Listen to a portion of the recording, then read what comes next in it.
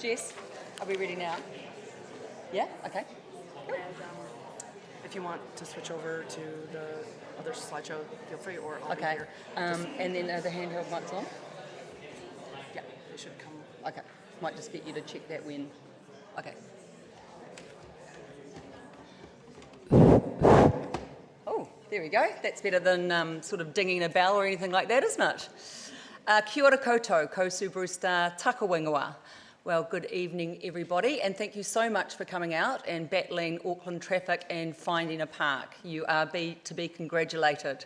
So, unfortunately, our opener for tonight, James Gray, was going to be here to do the official opening, but he was called to a family emergency. So I'm actually going to kick us off with a karakia. E te hui, whaia te mataronga kia marama, kia whai take, nā mahi katoa, tu maia, tu kaha, araha atu, araha mai, tātou ia tātou katoa. And this means, for this gathering, seek knowledge for understanding, have purpose in all that you do. Stand tall, be strong. Let us show respect for each other. I think that's a perfect way to kick off this evening. So as I introduced myself, I'm Sue Brewster. I've had the pleasure of being Executive Director of Auckland Medical Research Foundation for over nearly 8 years now. And tonight marks a very, very special occasion. This is the first speaker series for our 2025 70th year anniversary. And I feel really privileged to be a part of that. I'm not 70 years old myself. I might, hopefully I look a bit younger than that. But it has been a real honour to be with the Foundation for this long and also to be a part of 7 decades worth of celebrations. It also marks a very special event, and that is, in the last 70 years, we have awarded over $100 million worth of funding towards medical research.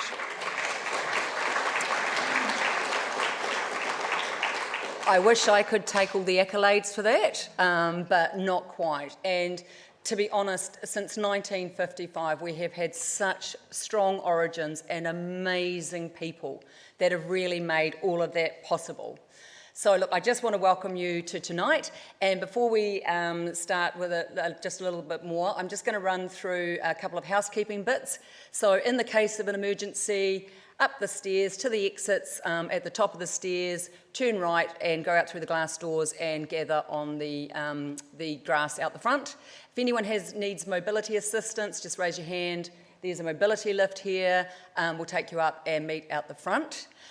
For some of you, you may consider a bathroom stop an emergency. So in that case of that emergency, please just go up the stairs to the exit, turn left or right, carry along, and you will see signs to bathrooms on the same side of the foyer as we are currently.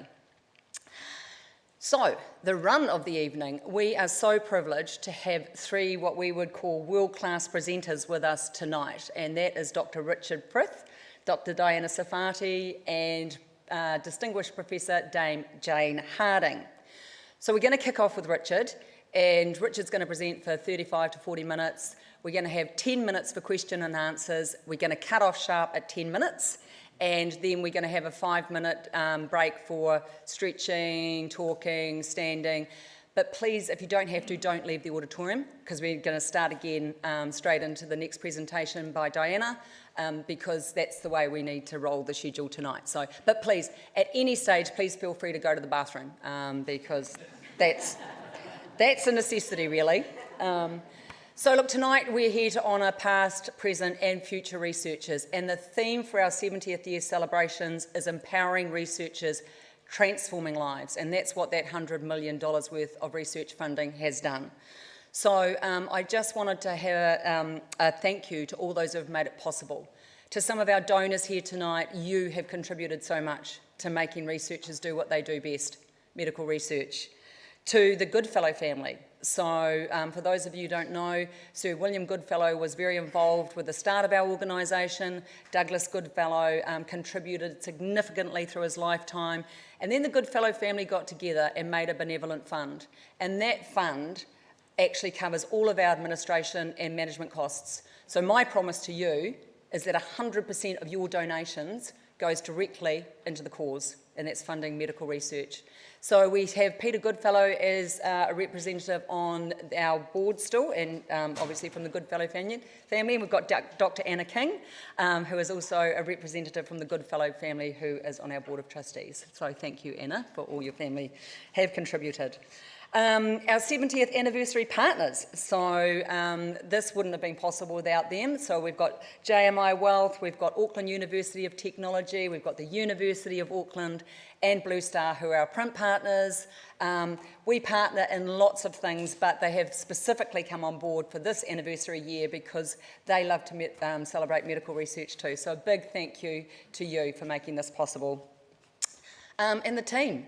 You might not have met all of our AMRF team, but they are the stars behind everything that makes this happen. And I am so honoured to be a part of a team that does such amazing work and enables our researchers to do their work.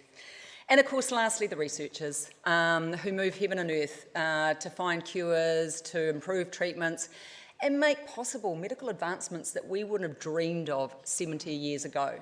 So I just wanted to say we are a charitable trust, and we do actually need donations to keep our trust functioning. So in your little booklet, you'll see there's a donation slip. You can use the QR code to donate. You can go online to donate, or you can just fill out the form and hand it to one of our team if you like to donate.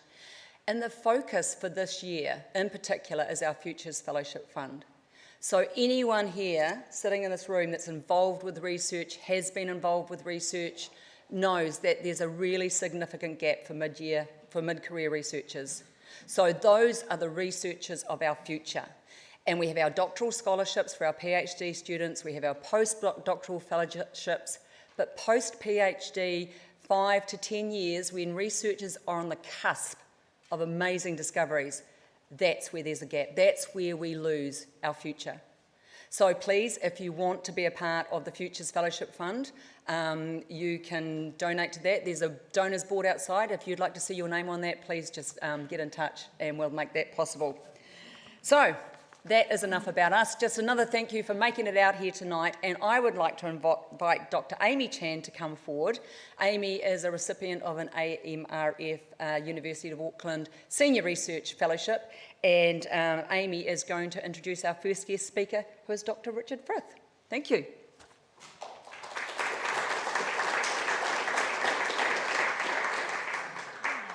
Kia ora koutou katoa. Lovely to see all of your lovely faces. It's my privilege, as Sue said, for me to invite our very first speaker for this event. I'd like to invite Dr. Richard Frith, who is a distinguished neurologist and clinical neurophysiologist at Auckland City Hospital and Auckland Medical Specialists. Richard actually undertook his neurology training just across the road at Auckland Hospital, and then his fellowship training in clinical neurophysiology at the prestigious Mayo Clinic in the United States. He went on to hold clinical leadership roles in healthcare in New Zealand and Australia. It was actually back in the early 1980s when Richard was in neurology training at Auckland Hospital that he was instrumental in developing New Zealand's very first CPAP, which is a continuous positive airway pressure machine for sleep apnea. So tonight, Richard will reveal for us how he used AMRF funding to investigate obstructive sleep apnea to create this number 8 wire respiratory machine, helping really to revolutionize and treat obstructive sleep apnea and severe heart failure. He'll also talk to us about other research he has been involved in his particular field of neuroscience. So I think we're very privileged to have Richard for us tonight, opening the event. Welcome, Richard.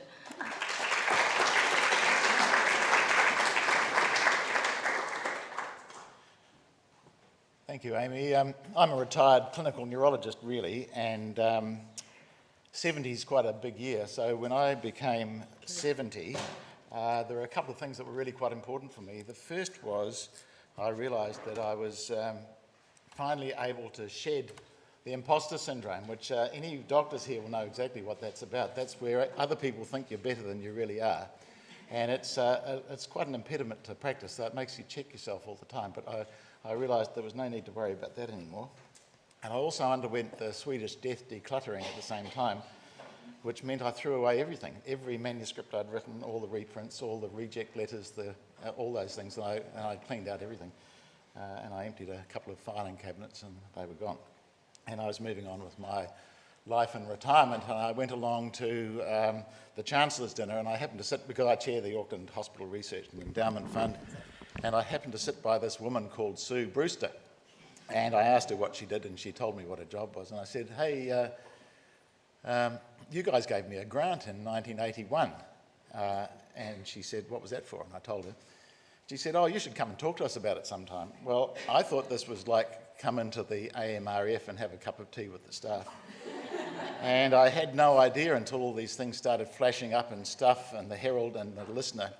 And I was immediately inundated with the imposter syndrome again, because I saw my photograph with these other extraordinary researchers, and I'm just a jerk-bashing neurologist who happened to do something interesting 40-something years ago, and it turns out that what I did would be, as you'll know now, would be absolutely impossible today, and let's go over that. So I was able to find a few slides, actually, projection slides, and so I was able to use those. So this was the problem. This man had the Pickwickian syndrome, as we knew it then. Now, that was a disorder in people who were grossly obese. They ate voraciously, and they were asleep all day. And it was called that because Charles Dickens' first book, Pickwick Papers, had Joe, the fat boy, who ate all the time and was asleep during the day. And so it was known as the Pickwickian syndrome. We knew it had something to do with snoring and sleep, but there wasn't any useful treatment. And these people turned up in all sorts of guises. They came to neurology, and how I met this person, they came to neurology because they often had severe headache, and the severe headache was because they had carbon dioxide retention during all the time. They'd often have raised pressure inside the head, and they'd be asleep all day. These same people might turn up to the cardiology service with severe heart failure, which was very difficult to treat, or they'd come to a respiratory department because they had clearly had major problems with their breathing. And these patients had extraordinary symptoms. So the key one that the families would describe was snoring, and the snoring was truly heroic. And we graded it so that for the partner, if they had a partner, either the partner was in the same room, the next bedroom, another part of the house, or outside. And some of these people slept in buildings outside because their snoring was so loud that it was impossible to tolerate.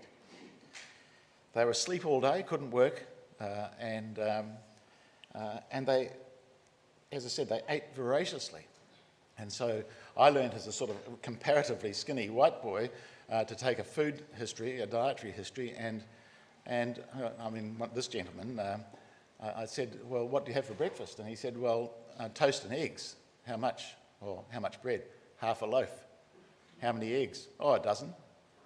And what would you have for lunch? Chicken. How much chicken? A chicken, And so there was this compulsion to eat, and the people weighed 250 to 300 kilograms. So these were enormous folks. And they were very sick. Now, trying to get them to lose weight was just about impossible.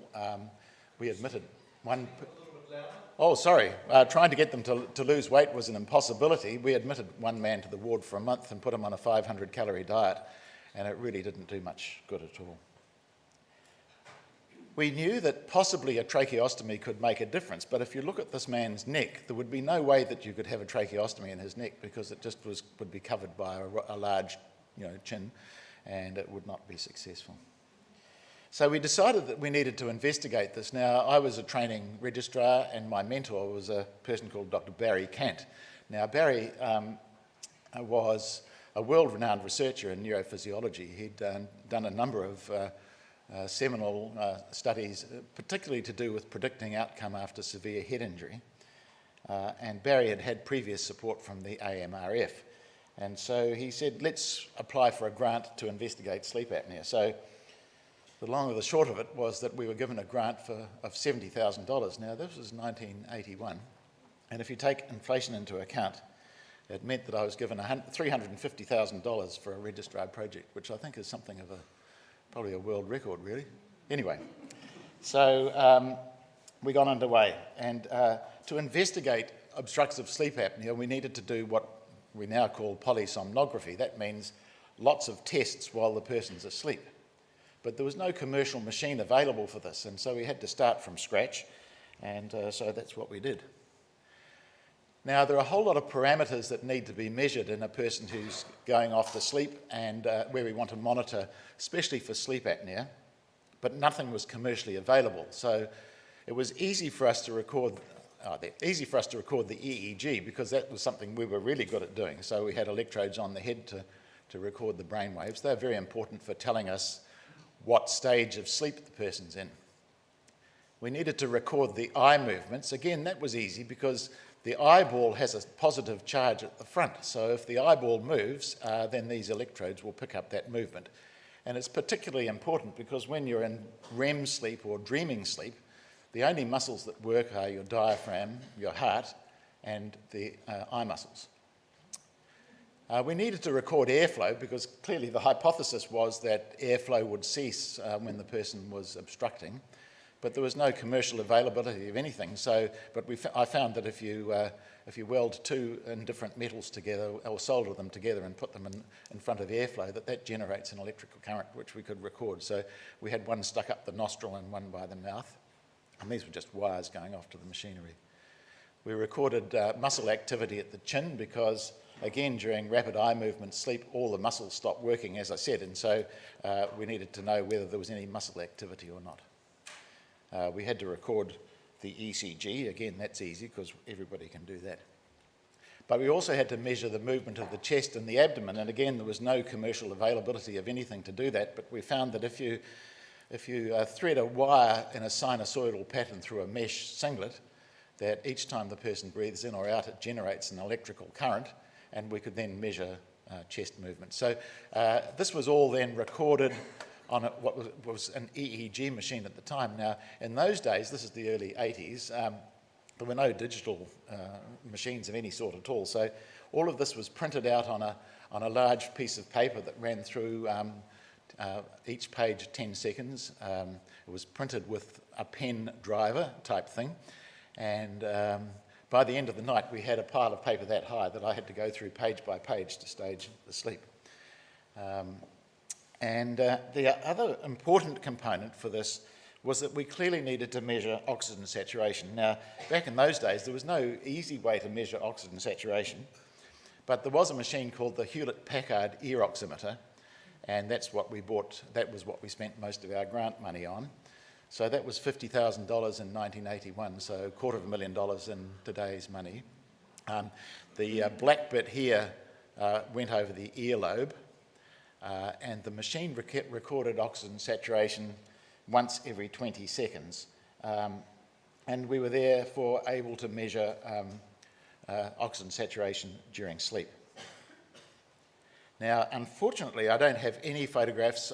So just to remind you, you can buy something that measures oxygen saturation from Temu now for $10. Free postage. So things have changed. Now, this is somebody else's polysomnogram, and ours was much better than that with lots more channels. But basically, what we were recording were the eye movements, which would tell us whether the person was in REM sleep or not. Brainwave recordings here. But the key thing here was the measurement of airflow at the nose and the mouth. And you can see the person's breathing away here. So each one of these is a breath in or out, and then it stops. And so that's what's called an apneic attack. A person stops breathing, and it goes on for that period of time. And there's no airflow at the nose or the mouth. Now, at the same time, we're recording movement at the chest and abdomen. And so if you breathe in normally, then your chest and abdomen expand at the same time, and you'll see that these sine waves go together synchronously, and that's because the chest and the abdomen are moving at the same time. When the person blocks off the airway, they then struggle to breathe, and they get what's called paradoxical breathing because they suck down against the blocked airway, and so the chest collapses in while the tummy's trying to pull out. And so we get it's effectively a phase reversal. So instead of it being in time here, it becomes out of time. And then the person has an arousal response and they start breathing again. And the oxygen saturation, which was measured by this fantastic machine, could be printed out like this. Now, all of us, while we're asleep, would have an oxygen saturation around about 95 or 96%, and we'd just go along here all the time. And even if you hold your breath, if you try with your TEMO oxygen meter, you might get it down 1 or 2%, but you'd be very lucky to get it below that. And so this man was the first one we studied and ultimately the first person we treated. And you can see right from the start of the night, he would start desaturating, and each of these downward lines that are so, and this is a whole night of sleep here, but each of these downward lines is an apneic attack, and so he wouldn't be breathing and his oxygen saturation was plummeting. Now these were done at night, and I was there because one of the problems with this, of course, is that you've got to do this overnight. And I had to work during the day and then stay there during the night, and we had technicians helping out. And they called me in for this one because he hadn't been breathing for 3 minutes. And I went in and my heart sank because he looked as though he was dead. He was just sort of, choking a little bit. But he was severely cyanosed, so obviously very ill. So I chickened out and woke him, and then he just went back to his previous pattern. But of course he'd been doing this at night for years. And each of these times that the oxygen saturation dropped and then came back up again was an arousal response. So he'd wake up. So he effectively woke up hundreds and hundreds of times a night. And then in the morning, when he was supposedly up and about, he'd just be exhausted and asleep all day. Now, about this time, just by complete serendipity, a respiratory physician from Sydney called Colin Sullivan described the use of nasal continuous positive airways pressure using a machine that he'd built in his backyard on a single patient. So it was published in The Lancet, and it was one of those eureka moments when we realised this is exactly what we needed. So as soon as we read this paper, we called Colin, and he very kindly said, yes, I've built one of these, it looks pretty good. And we said, well, we wouldn't mind building one. He said, I'll send you the plans. So within a day or so, we had the plans to build a nasal CPAP machine. Now, there was nothing commercially available, and so we just sort of got on with it. And the horrifying thing, or the fantastic thing, depending on whether you're an ethicist or a pragmatist, is that would be impossible now, absolutely impossible. We just ploughed ahead. There was no ethics committee, there was no institutional consent. The patients consented, but they were desperate. But the rest of it, we just got on and did it. So we had to build a machine. Now, the problem with obstructive sleep apnea is that the airway collapses, and while the person's asleep, and it's a combination of things that we don't need to go into too much, but a component of it is major obesity, so there's a lot of fat in the airway. And then Polynesian people often have a bony structure which is sort of much more solid than Europeans, and it's almost like the bony structure in people who have acromegaly, and it made them much more predisposed to getting upper airway obstruction. And Colin Sullivan's view was that if you put some constant air pressure into the nose, that it might actually splint the airway open. And so he tried this with one person and it worked. And so I had to then start building this machine. Well, we just were absolutely starting from scratch, but it was the greatest fun. I mean, I think Health New Zealand would never let a registrar, spend hours of every day building machinery like this, but it was an extraordinarily good thing to do. So the starting point is we had to make a mask. Now, there were no available masks, and so I got my dental colleagues to build a mask out of dental acrylic, so it had to be made purpose-built for each person. And then we had to have a way of delivering large volumes of air, so some of it would go up the nose and hold the airway open. And so these tubes here come from a Hitachi Vortex blower motor, which was designed to blow flour through pipes in bakeries. And this was a machine about this big that would blow vast volumes of air, and it came through these tubes, theoretically increased the pressure in the nose, and then exhausted out here. Now, so we got all this put together and put it on, and it did nothing. And we realised that actually, so I drilled a hole in this, and we put up we didn't have any manometers or anything other than a spinal tap manometer. So we put an intravenous line up through the hole here, a little cannula, and we put it out to a manometer and found that it was measuring 0, no pressure. So we realised we had to have some sort of valve. Now there were no commercial valves, and so I just got a whole lot of that electrician's shrink, the black shrink stuff, and I used a hairdryer, and I made a whole set of valves of different diameters, and I just popped them on these with this guy until we got 8 centimetres of water pressure inside his nose, because that seemed to be about right. And it turned out that actually we needed somewhere between 6 and 10, so it was a good guess. And so we were away, and this was an extraordinary thing. I mean, the machine was like a reverse vacuum cleaner, but much more loud than a vacuum cleaner.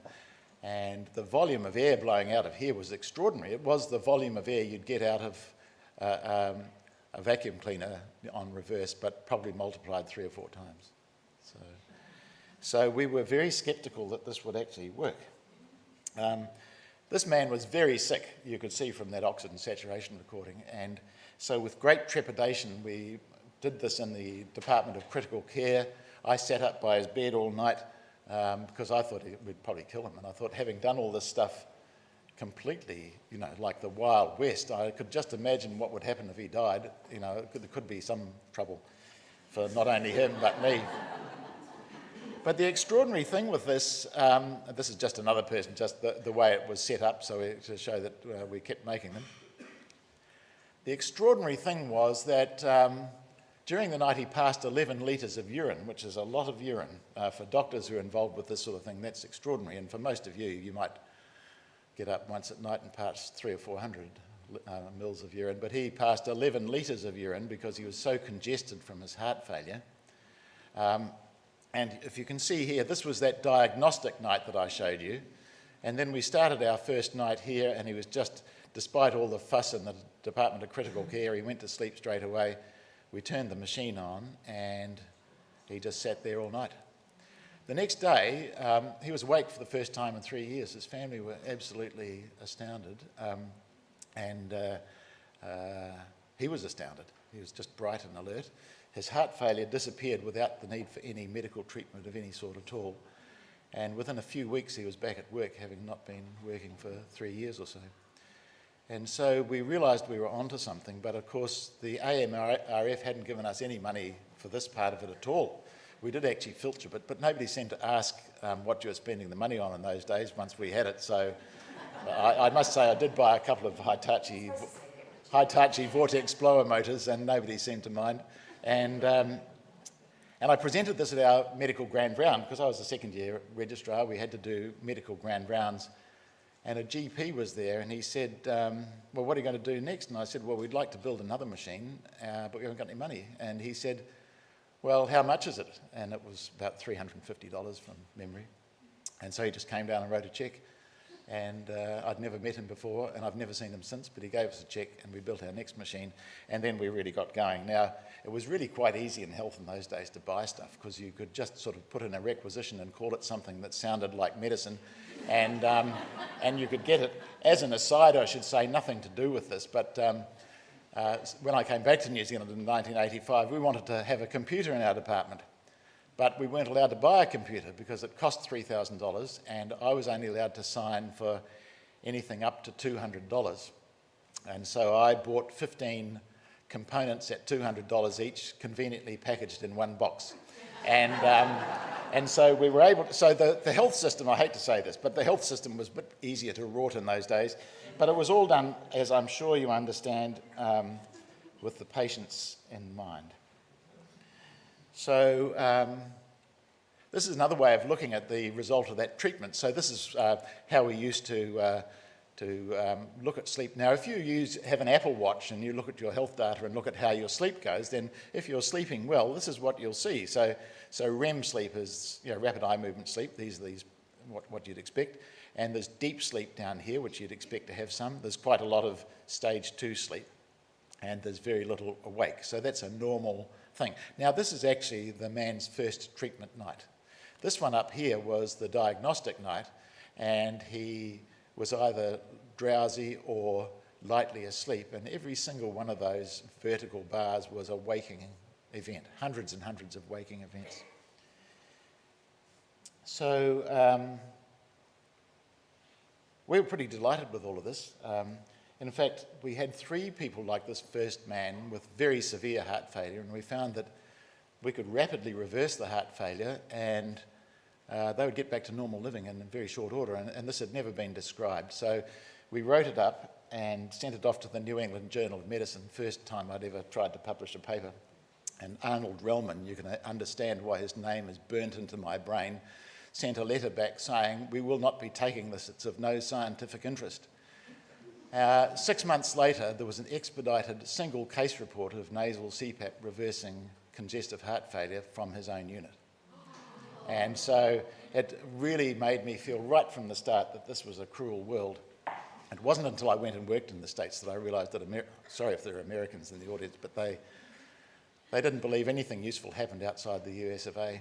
And especially if it came from New Zealand, they'd sort of, you know, was not even, if there was a paper that came from New Zealand that was being reviewed, they just treat it with disdain. And so we did struggle from the publication point of view, but we got lots of papers, and it turned out well in the end. But it became obvious to me that this was a bit of a tricky issue for me personally, because we'd have to stay up at night. Doing sleep studies, you have to be up at night, when in fact neurologists are day animals, we're not night creatures.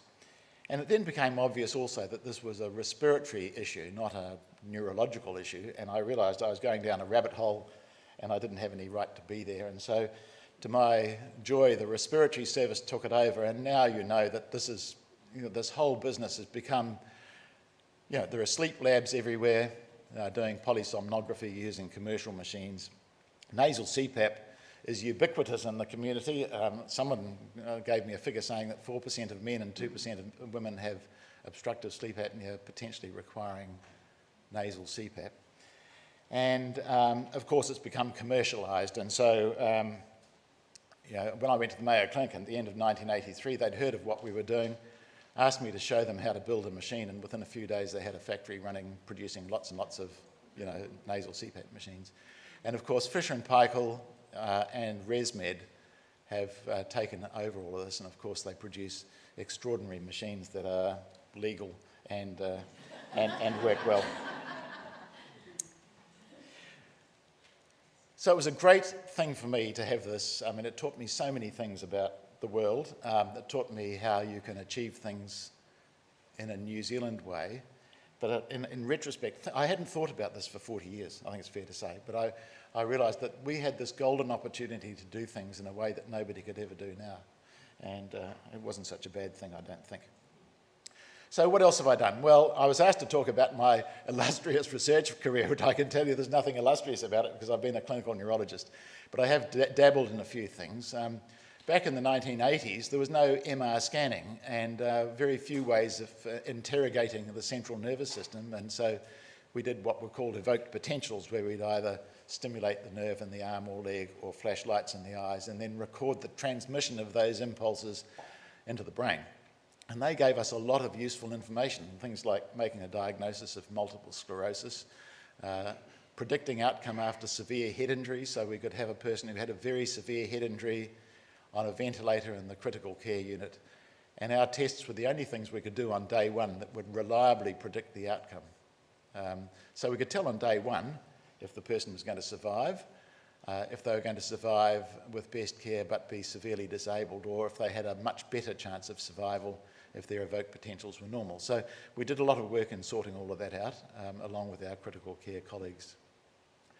I became involved in looking at nanging, which is inhalation of nitrous oxide, just from a case that I had, and I looked around. I'd never heard of this before, and I'd got this patient who had this extraordinary neurological disorder, and it turned out he was sucking on nitrous oxide. And I looked around the fourth year medical students and I said, do you guys know anything about this?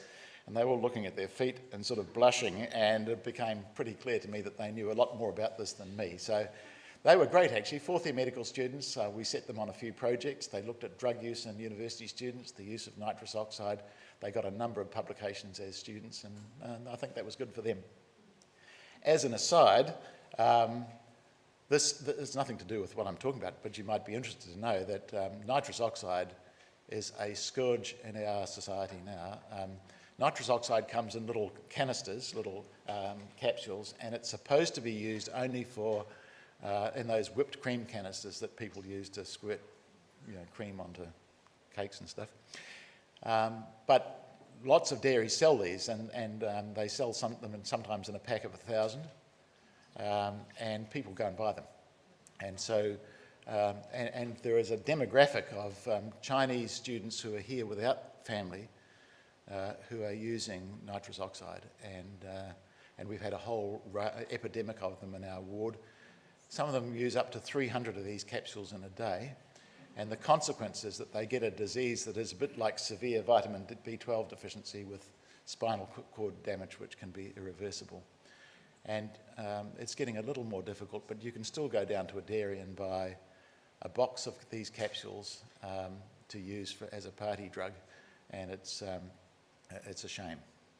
There are a few other things that I've dabbled with over the years. There was a very rare nerve disease that we sorted out called Tangier disease, and as a bit of fun we worked out why people who had facial paralysis were still able to wink, and we got that sorted out and got it published. So I've had a great career. I have to say, I was supposed to be telling you how the AMRF has triggered off my research career, but I've loved being a clinical neurologist. I like humans, and I like the thrill of the chase of sorting out a clinical problem. But I think that the starting point for me was having the opportunity to do something that was really quite unique, and being given the means to solve a problem in a way, as I said, you wouldn't be able to do today, but we were able to do then. And it was a lot of fun. So thank you for the grant from AMRF. It was an extraordinary grant. When you think about it, $350,000 in today's money for a second-year neurology registrar, that was pretty generous, wasn't it? And I don't think, again, that would happen. But it was great for us, and the reality is that it saved lives. And I think for me that was the thing that was the most rewarding, is that I don't think there's any doubt that the patients that we treated would have died in a very short order. They were in extremis, effectively. And so it saved lives then.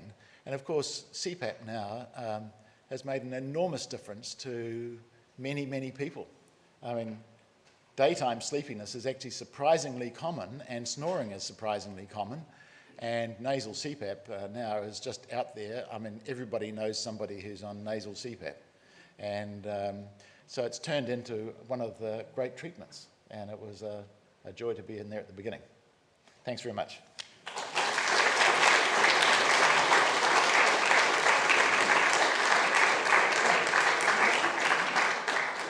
Well, clearly Richard has told you how to rort the system. But seriously, I know from when I talked to Richard as well, a lot of ingenuity went into the development of that CPAP. So I think a very humble version of what you just heard is what Richard and his team actually made. And I know the work that you do now as a neurologist too is quite mind-blowing. So I think it's time for question and answers. I know he did use dental and hairdressing equipment, but he is neither of those professions. So if we don't ask questions about that, that would be good. So we're just going to do a bit of a roving mic. Where's my other talented assistant? That is on. So we've got about 10 minutes from here. These on, Jess? Hello. Pick it up.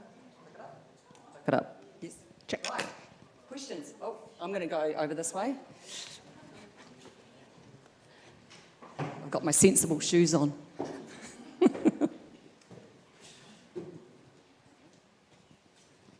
Thank you, Dr. Frith. That was interesting.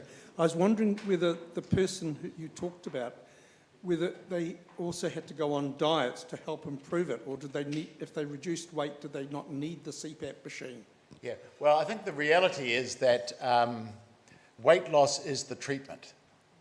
But it's very difficult for people who have a cultural background where being overweight is respected. They've got into an eating pattern which is effectively an eating disorder, and it's very hard to turn that around.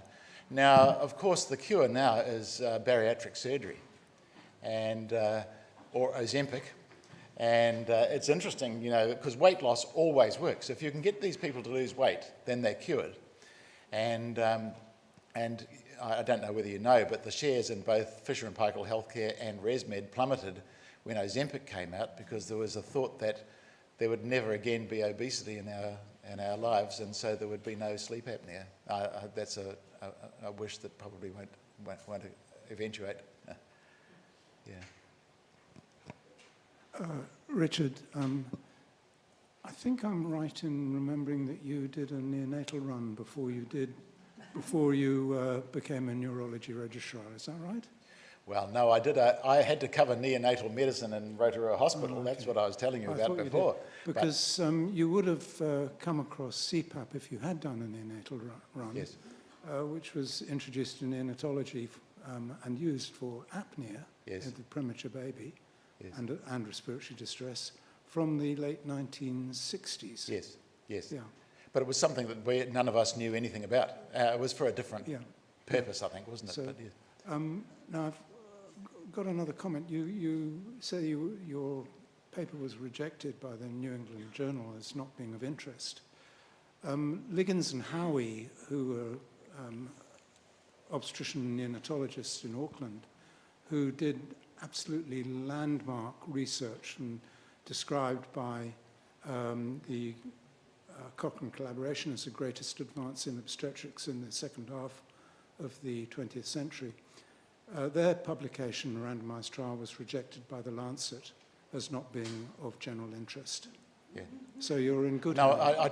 I've become less worried about it over the years, but also one of my exact contemporaries, Barry Marshall in Perth, was the person who sorted out the cause of duodenal ulceration. He found that it was a bug called H. pylori, and he also had extraordinary difficulty getting his papers published, but in the end he got a Nobel Prize, so I guess he got his reward in the end. But yes, I think it is a problem from New Zealand getting recognition for good stuff.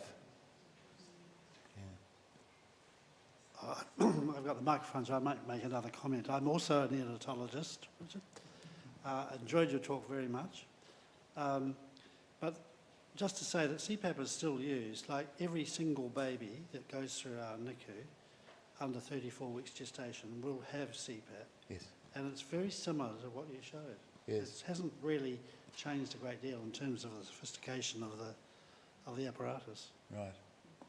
Yes, just as an aside, because Simon and David used to be young doctors like I used to be a young doctor, and I have a daughter who's now working in NICU, and she was telling me about a baby they have at the moment that weighs 350 grams and is managing to get on CPAP, and I was thinking, man, haven't things changed? But yes. Did I see a hand up over here? Yeah, just some of the figures you mentioned there, 4% of men, 2% of women, something like 300,000 patients in New Zealand. Just wondering if we've got a traffic jam for CPAP machines in our hospitals. Well, I haven't thought about this for 40 years, and I have absolutely no idea. And I think that that's an exaggerated figure, but I must say, I mean, I bet everybody here knows somebody who snores loudly at night and stops breathing. Mm-hmm. And you don't have to look embarrassed or look at each other, but there are probably people in this room who have obstructive sleep apnea. I've known women who, back then, women who went to CPR courses because their husbands kept stopping breathing during the night, and they thought one day they're going to have to resuscitate him, you know. So it is a very common disorder, and it's clearly, as I said, for most people it's weight-related. There are people of normal, slim build who can get obstructive sleep apnea. Partly they might have an upper airway problem, and of course kids with big adenoids can get obstructive sleep apnea, so it's an airway blockage thing. Yeah. I run a bed and breakfast in Devonport, and I was astonished one evening when two guests from the States arrived, both using CPAPs. So I've had to look again at the pluggers arrangement on the bed to accommodate such things. I don't recall that they were outstandingly overweight for Americans. However, I do recall as a public health nurse doing my best with a Polynesian lady with diabetes and things, and she was adamant. But feasting is part of our culture, she said. That ended the conversation. Well, I think that it is a cultural thing, and I think that obstructive sleep apnea is incredibly common amongst Polynesian people, and you can actually, I can tell that they have it just listening to them talk, because they get a different sort of way of speaking and with nasal escape and that sort of thing, and you know pretty well they're likely to have obstructive sleep apnea. Richard Hillary Blacklock here. As a junior doctor, as you will know, we were up so long at night as well as working all day. Are there any publications about the adverse problems related to that? Oh, well, interestingly, I forgot about this, but Kirsten Finucane is an extraordinary paediatric cardiothoracic surgeon. But she did a run with me when she was an elective as a medical student. And we were looking at sleep and sleep deprivation. And she was doing a test called the PASAT test and some other tests of cognitive function on firemen. And that was our project. And she was able to show that after a couple of nights up, they were significantly cognitively impaired. And we were banned from publishing it. So it never got anywhere.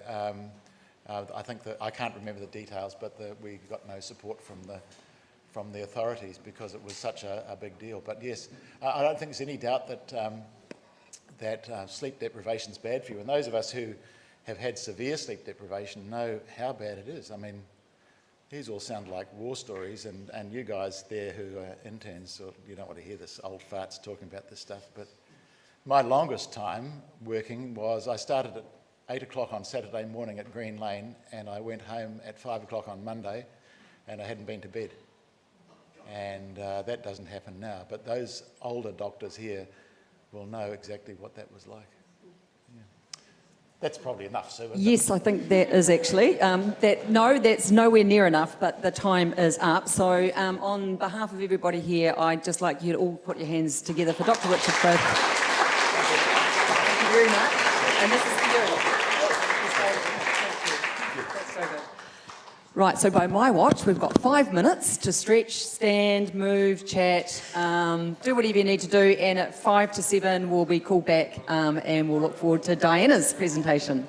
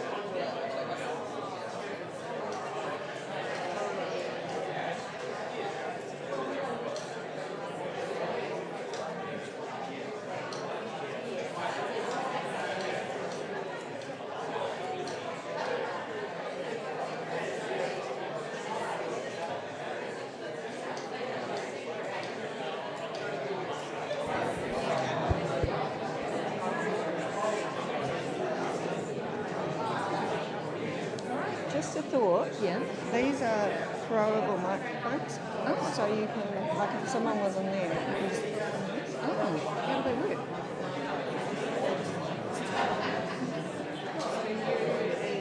press the big on each. Oh, right. And then you... Oh, wow. It's just And that's easier for people to... Oh, I like. so nice. That's right. Great. Okay. Wow, I'll keep that in mind when I... Quite fun too, but I don't know. Thank you, that's awesome. I like those. This apparently is a throwable microphone. It is. Oh, excellent. You just have to be careful. I know. Don't knock anyone out. It's not as soft as it looks. No. But, you know, it's easy to pass around, and I think easier for people to talk into. What is it? Oh, It's a microphone. Just the whole room. Right, so, Vanessa, are you all good to...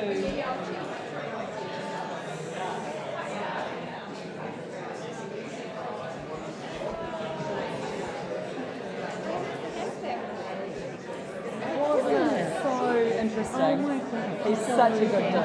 Yeah. Such a good guy. Yeah, I know. Pitch perfectly. Yeah. You know, as an intuition. I know. I understood all of that. Yeah. No jargon. I know. Yeah, really good. Yeah. So I hope going well.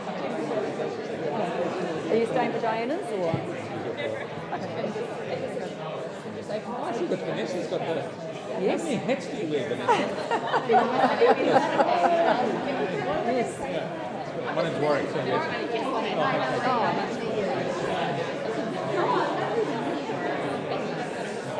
Katie's on our board as well. Vanessa, you must have planning abilities to do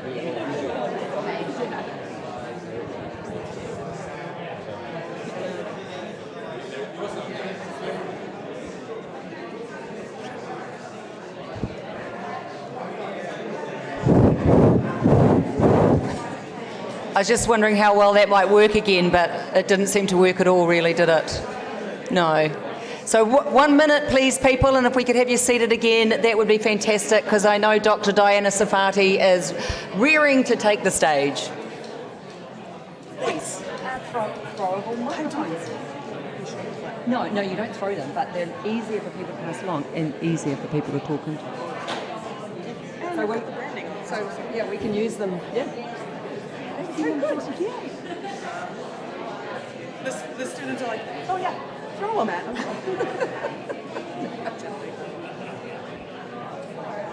Radio. Yeah. Yep. Oh, good. Okay. Okay. Ready? Okay.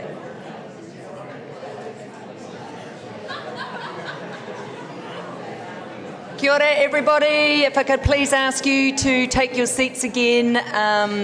We are ready to kick into our next presentation. And we've just discovered that these are called throwable mics. So apparently I can talk into this as well, but I can also throw it to someone because it's soft. So if someone asks a question in the middle, I could just go up, pass up the corridor. But they're pretty amazing, aren't they? My new favourite toy. Anyway, without further ado, I would like to ask Associate Professor Vanessa Selak to introduce our next guest, Dr. Diana Sarfati, for her presentation. Thanks, Sue. Tēnā koutou katoa ko Vanessa Selak toko ingoa. It gives me incredible pleasure, both as a representative of the Medical Committee and the Board of the Auckland Medical Research Foundation, and as a public health medicine specialist and epidemiologist, to introduce Professor Diana Sarfati to this audience. We are going from the individual care of a patient through to the care of a whole population. Diana was an amazing epidemiologist before being an epidemiologist was sexy. And she's done an amazing job at transforming the care of our patients with cancer, taking a population perspective, applying the skills of epidemiology, not just to understanding the burden of disease, inequities in disease, but actually what you can do about it. And one of the wonderful things that I greatly admire about Diana, which I'm sure we'll be hearing more about, is how she's traversed from the ivory tower through to supporting the establishment of Te Aho o Te Kahu, the Cancer Control Agency, through to being Director General of our whole country's health system. So please join me in welcoming Professor Diana Sarfati to the stage. Thank you.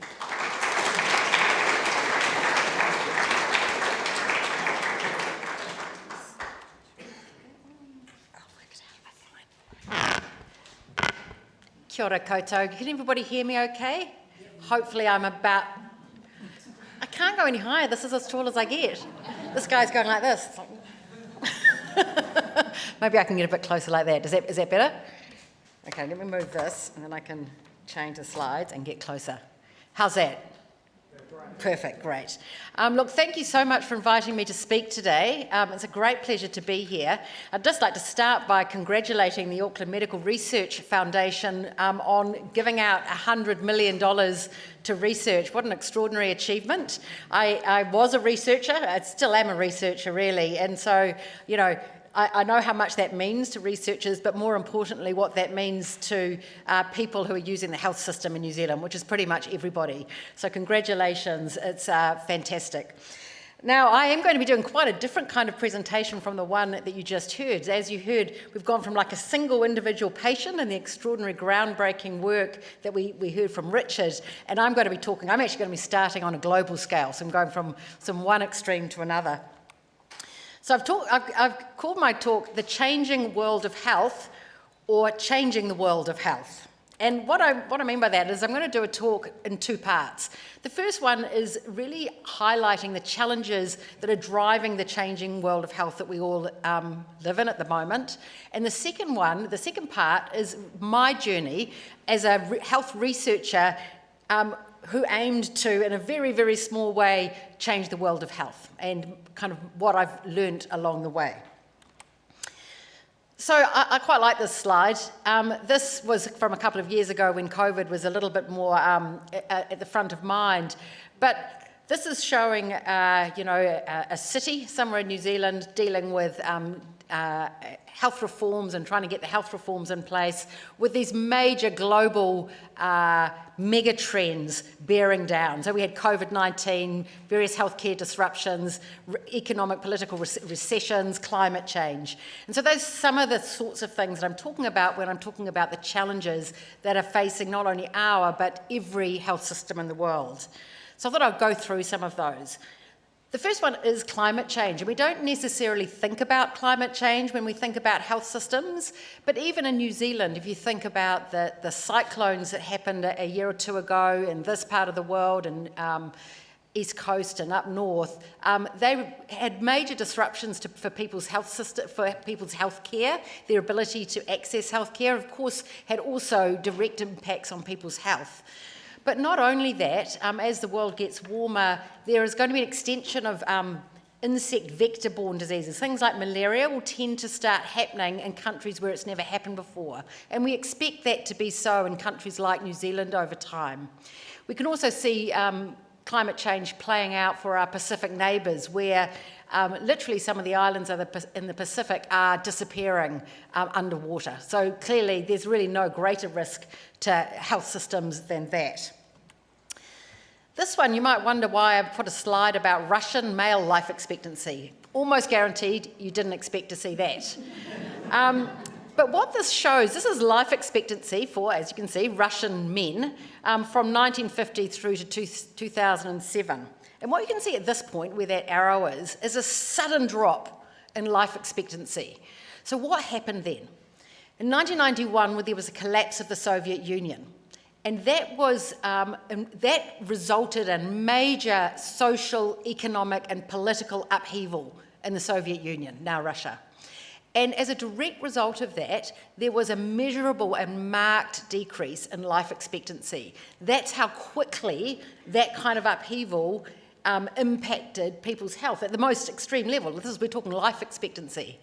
Now, if you look closely at that, like what is it that is killing men at that point? It was vodka. And although, that's kind of funny, it's kind of not as well. So life was so difficult at that point because of people were living in poverty, everything was up in the air, there was economically, politically, socially, it was really unstable. People were just taking to drink, and it was killing them. And you saw that sharp decline in life expectancy. So the environment in which we live at a social, political, and economic level has a direct and measurable impact on health. And if you think New Zealand's any different, here's life expectancy in New Zealand. So this is now 1950s through to 2010, so similar sort of time frame. You've got 4 lines there. The top green line with the little squares or diamonds, that line is non-Māori women. The next line down is non-Māori men. The line below that, Māori women, and the line below that, Māori men. So there's a couple of things to note there. Over all that time, Māori men and women have much lower life expectancy than non-Māori men and women.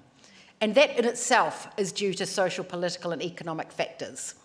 But the other thing you can see is something happened in the early 90s. So you can see if you look at the two lines at the bottom, the Māori men and Māori women, their life expectancy was tracking up and the gap between Māori and non-Māori was starting to close. But something happened and suddenly there was a flattening of life expectancy for Māori, and so the gap started opening up. What happened in 1991 was the mother of all budgets. That's when benefits were cut, there was a privatisation of social services, and there was massive increase in unemployment. And so those people who are sort of at the bottom or the most vulnerable in society are those that will pay the cost. So you can see there that there was a measurable drop-off in life expectancy for Māori at that time. Okay, so that's a move on from the social, economic and political environment and talk about the cost of healthcare. We hear about that a lot. There's this really good, useful book written by this guy called William Beaumont. And he was looking at why is it that computers get cheaper and healthcare doesn't. So there's something called Moore's Law, M-O-O-R-E-S, Moore's Law. And basically it says that the capability of computers gets exponentially better and also cheaper. So you get more and more and more for less and less and less. And if you think about what you had to pay for a computer that might fill an entire room, 20 years ago, you carry more than that power in your phone now, even if you've got the most basic of phones. So computers get better and better and better and get cheaper and cheaper and cheaper, but healthcare doesn't. It doesn't get cheaper. It gets more and more and more expensive. Why is that? So one of the reasons is that healthcare is, of course, innately about people. So if you need your wound dressing changed, you need a nurse to change your wound dressing. You need a person. You need a person in healthcare almost always. And the cost of people keeps going up. And it's very difficult to make that cheaper. You still need a person. So that's part of the problem, but not the only part of the problem. Here's another part. This is called Eroom's Law, which if those of you who are clever will note that Eroom's Law is just Moore's Law backwards. Because in medicine we have Eroom's Law. It's like the opposite. We get less and less and less for more and more and more. And this is an example using medicines. So what this graph shows, it shows the cost of developing new medicines. So back in the sort of 1950s-ish, if there was about $1 billion invested in R&D, this is standardised for time, so $1 billion for, I think it was for at $2016 or $2,000 or something, but $1 billion spent in 1950, we got something around about 50 new medicines. Now we are well under one, so we might get about half a medicine for the $1 billion that we invest. So we're getting less for more, the opposite of Moore's Law. And when we look at that in relation just to cancer medicines, this is the cost of cancer medicines for a month of treatment, again over time. Now the first thing to note is that the y-axis, the one that goes up, is on a logarithmic scale. Now just on the off chance that some of you haven't thought about logarithmic scales for a while, what that means is it goes up by a factor of 10 every time you go up one. So it's $1 to $10 to $100 to $1,000 to $10,000 to $100,000. So if you put this just on a normal scale, that axis would be very big, very long. And again, you're looking over time, the cost per month of cancer treatment. So what you can see in sort of the 70s or 80s, the cost for a month of cancer treatment was somewhere between $10 and $1,000. Now we're looking at a whole cluster of medicines which are around the $10,000 per month of treatment. So this is standardised dollars. So that's a huge difference in cost. Now the treatments are much better and the outcomes are much better. So we get much better outcomes as well, but the cost has gone up multiple orders of magnitude. It's not just gone up a little bit, it's multiple orders of magnitude, which means that it's impossible for any health system to keep up with that increase in cost. Okay, another problem we have in New Zealand and in all high-income countries like New Zealand is growing and ageing populations. So the graph on the left just shows the size of the New Zealand population over time, and it's just growing. The population's getting bigger. But the graph on the right shows something else important, and particularly I want you to look at the dark blue line that starts at the bottom there on the left of that graph. It starts at sitting around about 10%, and it goes up. That is the proportion of people in the population who are aged over 65. So back in 1950, something under 10% of the population was aged over 65. By 2070, we were expecting somewhere between a quarter and a third of the population to be aged over 65. Well, why is that important? Generally speaking, those aged over 65 have higher healthcare needs than those under 65. So that means we've got a much bigger proportion of the population needing healthcare services over time. A bigger population and a higher proportion in that older age group. And in fact, if you look at the eldest older people, the increase is even more rapid than that. It's good news. It's because we've got longer life expectancy. It's good stuff. But it costs more. Here's another issue. Workforce crisis. You hear a lot about these. You might think from what you hear that this is a New Zealand issue, but it's not a New Zealand issue. It's a global issue. So there is a global healthcare workforce problem. It's estimated that we are down about 18 million health workers around the world. Now, in high-income countries like New Zealand, we might think we have a health workforce crisis, but it's nothing compared with countries, the low and middle-income countries, where they are really struggling. And they're partly really struggling because the health workforce that are trained in those countries, they tend to move from those countries to the high-income countries because they can earn a lot more money. So those countries continually struggle. But it's also difficult even for the high-income countries. This is a global phenomenon. This was my predecessor, you may remember him. He had to deal with a pandemic. That was also a bit of a problem for health systems, and there is a hangover still from that. There's health systems all over the world are still grappling with the after effects of the pandemic. In New Zealand, we also had a health system reform. So health system reform, I'm not going to go into any detail of this, but it involved merging 27 separate organisations into one. So we've gone from 20 DHBs and 7 other organisations into one, which is Health New Zealand. Now, there are very good reasons for that. It was to provide nationally consistent care, making sure that we had quality care across the country, making sure that there was consistency, and making sure that patient voice was more incorporated into the system. That was kind of the rationale for the reforms. But of course, merging 27 organisations together is a very, very major undertaking. And the complexity and challenge of successfully doing that cannot be overstated. And the final challenge is the fiscal challenge, which is, we've heard a lot about. The government, there's not much money around. There's just not much money around at the moment. So that's all a bit depressing. I don't know how many people here watch Game of Thrones. I don't know, are you Game of Thrones people? I'm getting, most people go, no. There's one up there. She knows what I'm talking about. So winter is coming. This was a thing that that series talked a lot about. Winter is coming. It's bad news. So the question is, when you've got a big, apparently unsolvable set of problems, what can we do as leaders to move forward? So as I hopefully made it really clear, the health system is facing some massive, complex problems that cannot be solved in weeks or months or even years. So what do? We can't solve our problems with the same thinking we used to create them. I'm quoting Albert Einstein.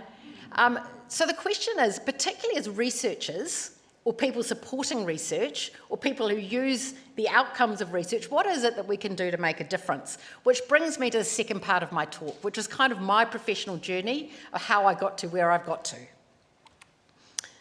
which is a big question mark. Not so much where I got to, although that is also a big question mark. But anyway, let's put that to one side. Look, I started out as a clinical doctor. This is me in Palmerston North Hospital. That's me there. You probably can't see me. I'm rocking a sort of 90s haircut, which isn't that different to my haircut now, to be fair. We all had white coats in those days, and we all had like probably used tissues in our pockets and stethoscopes that we never cleaned and goodness knows what. Those were also the good old days. So I was a doctor. I saw patients, which was a huge privilege. And I think at that stage, I didn't see that I was part of any solutions to any of the problems that I saw in the health system.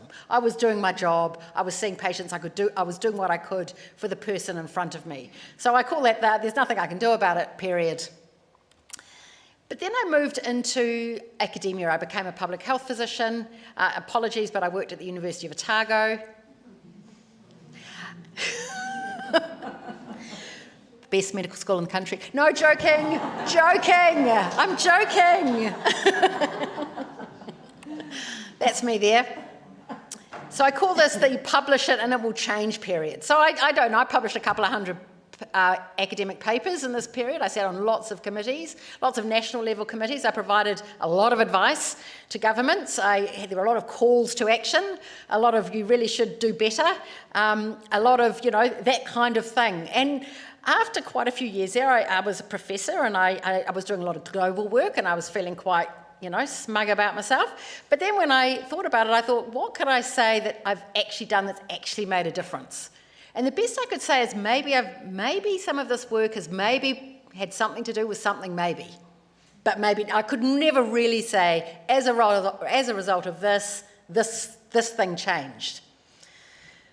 So I got to thinking, well, actually, before I get to my next phase, I thought I'd better present something about some research that I did during those days, given that this is a research meeting. This was one of the pieces of work I did at that stage. This was early research, some of the first research that looked at why Māori patients had worse outcomes than non-Māori patients with cancer. So what we looked at, we did a detailed study of patients with bowel cancer. And we looked at patients specifically with stage 3 bowel cancer, for which chemotherapy would typically be given. And we looked at the proportion of patients for each step of the pathway from getting that diagnosis to getting the chemotherapy. And you can see Māori on the left and non-Māori on the right. So what you can see, I don't think I've got a pointer, but hopefully you can follow, in the very pale yellowy green at the beginning, that's the proportion of patients that were referred to an oncologist. And you can see that there was just a slightly lower proportion of Māori patients that were referred than non-Māori. And then of those, what proportion were reviewed by an oncologist? And you can see, again, Māori just a little bit less likely to be reviewed. And then offered chemotherapy. Māori patients a bit less likely to be offered. Receiving chemotherapy, Māori patients a bit less likely to receive it. And then starting within 8 weeks, which was what was recommended, Māori less likely. So at each step of the pathway, the difference wasn't great, but the cumulative effect over each of those steps, with Māori just doing a little bit worse at every step, meant that Māori did much worse in terms of receiving chemotherapy within 8 weeks. And that had an impact on whether or not they survived their cancer. So that research was at the time, quite groundbreaking and probably did have some effect. We also looked at the difference in survival between Māori and non-Māori patients. So this slide shows a whole range of different types of cancers. You can see them listed down the left-hand side there. Pretty much, lots of different types of cancers. The red line that goes down the middle of the graph is the line at which, if Māori patients had exactly the same survival as non-Māori patients, all the bars would just sit there. So if there was no difference, you wouldn't see any lines extending to the right or extending to the left. They'd all just be sitting on the red line. The extent to which you see those black lines extending off to the right is the extent to which Māori had worse survival than non-Māori patients. And the extent to which the black lines extend to the left are the extent to which non-Māori patients had worse survival. And what you can see for that is just about for every single cancer, Māori patients had worse survival. We also looked at the impact of other diseases on cancer treatment and cancer outcomes. This is, again, just an example of that. This is for patients with a range of cancers, again, listed down the left-hand side there, and it's the proportion of patients who had diabetes. And you can see that the Māori patients in red were much more likely to have diabetes when they were diagnosed with their cancer than non-Māori patients. And this is important because diabetes can have an impact on whether cancer treatment is effective and can have a direct impact on how quickly cancer grows. So this is an important issue that needs to be managed and addressed in the treatment of cancers. So I've done quite a lot of work on cancer. I'd looked at the health system, I'd looked at treatment aspects of treatment. I've looked at how we could improve cancer treatment services. I've just highlighted a couple of issues relating to inequities in cancer outcomes, just to give you a bit of a taste of that. But also, by the time we got to about 2017, I was deeply concerned about the state of cancer care in New Zealand. Why? Because cancer was and is the leading cause of death in New Zealand. We were expecting to see a 40% increase in the number of cancer cases between 2020 and 2040. That's actually a very short time period. There were and are long-standing and persistent inequities between different population groups in terms of who gets cancer and who survives cancer. The costs and complexity of cancer diagnosis and treatment is continuing to get increasingly and exponentially more expensive.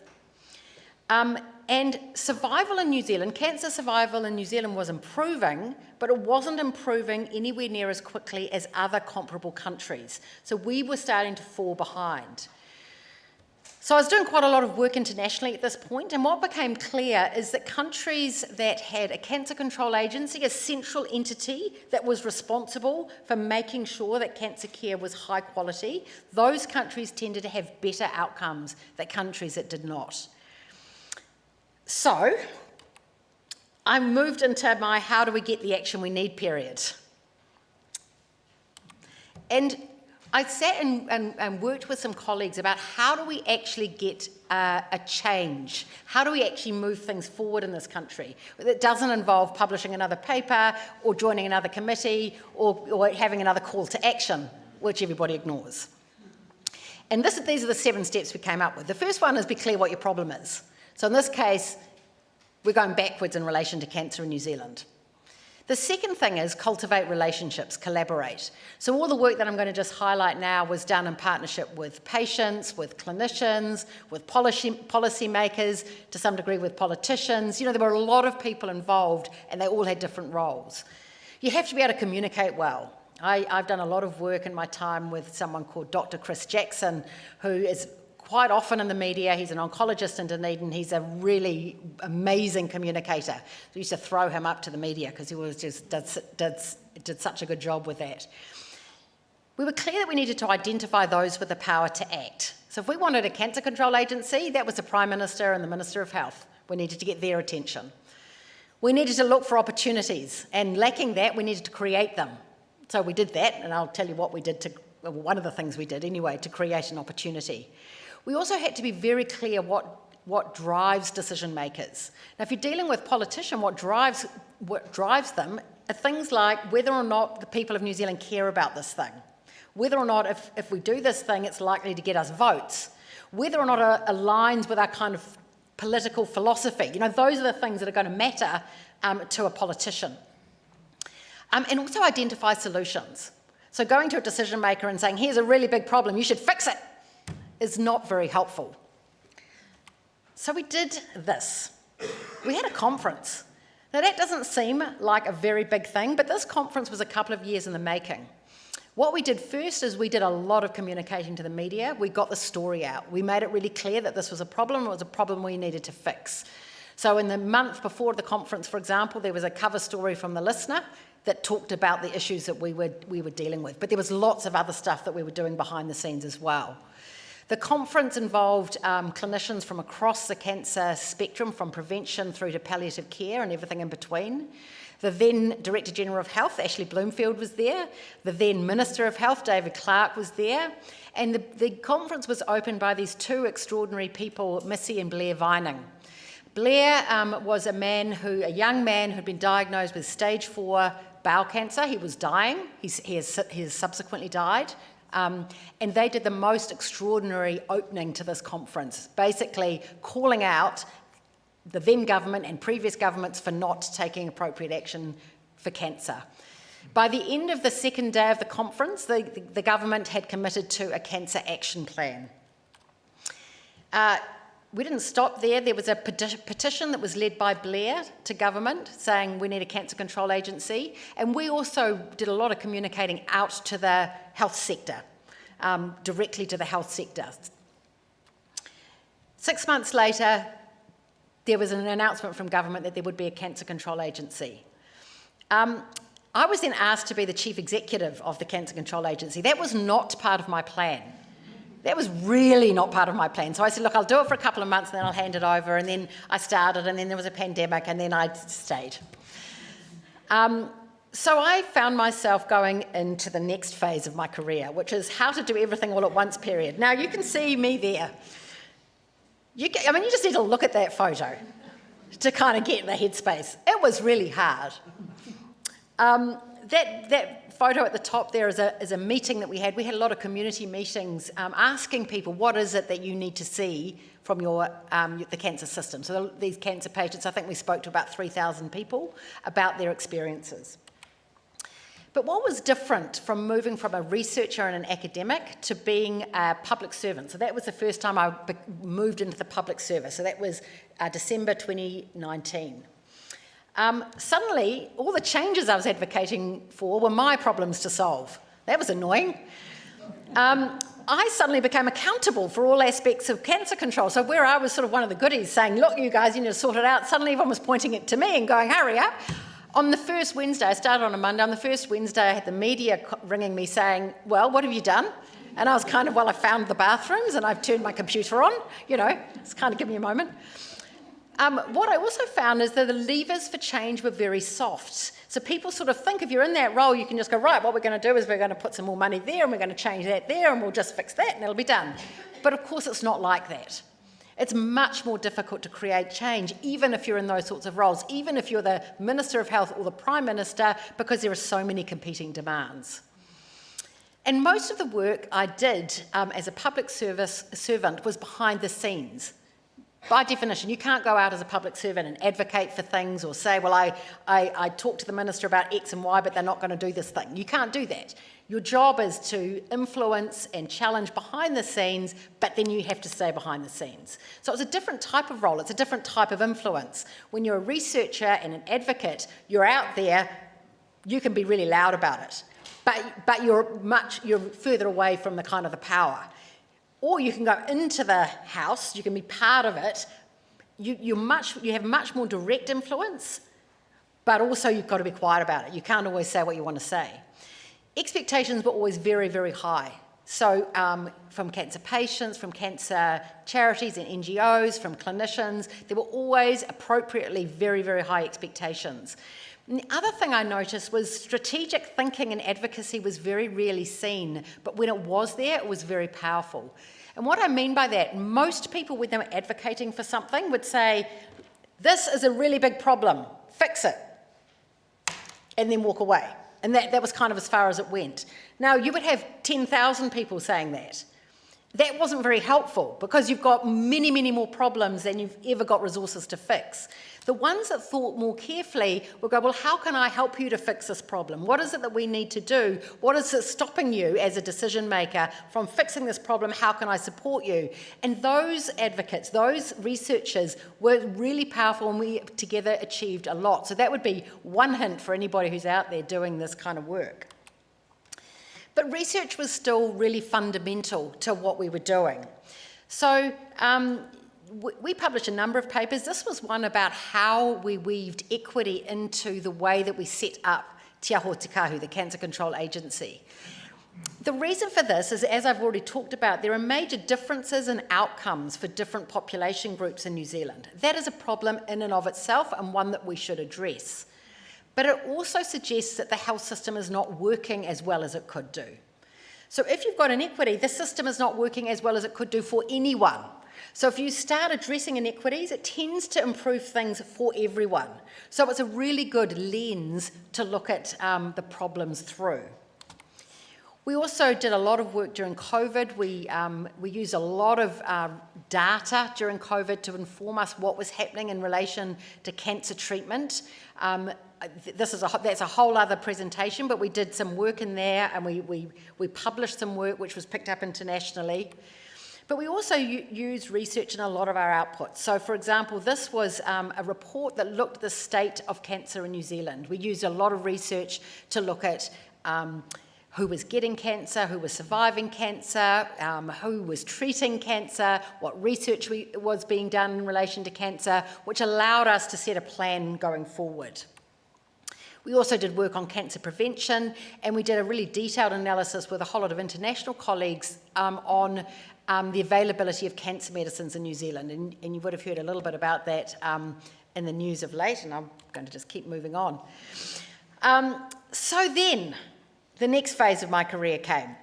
In 2022, I was asked to apply for the role of the Director General of Health. So this shifted me into the how to do everything they want for health period. So, just the photo down the bottom left there is me presenting at the UN on something.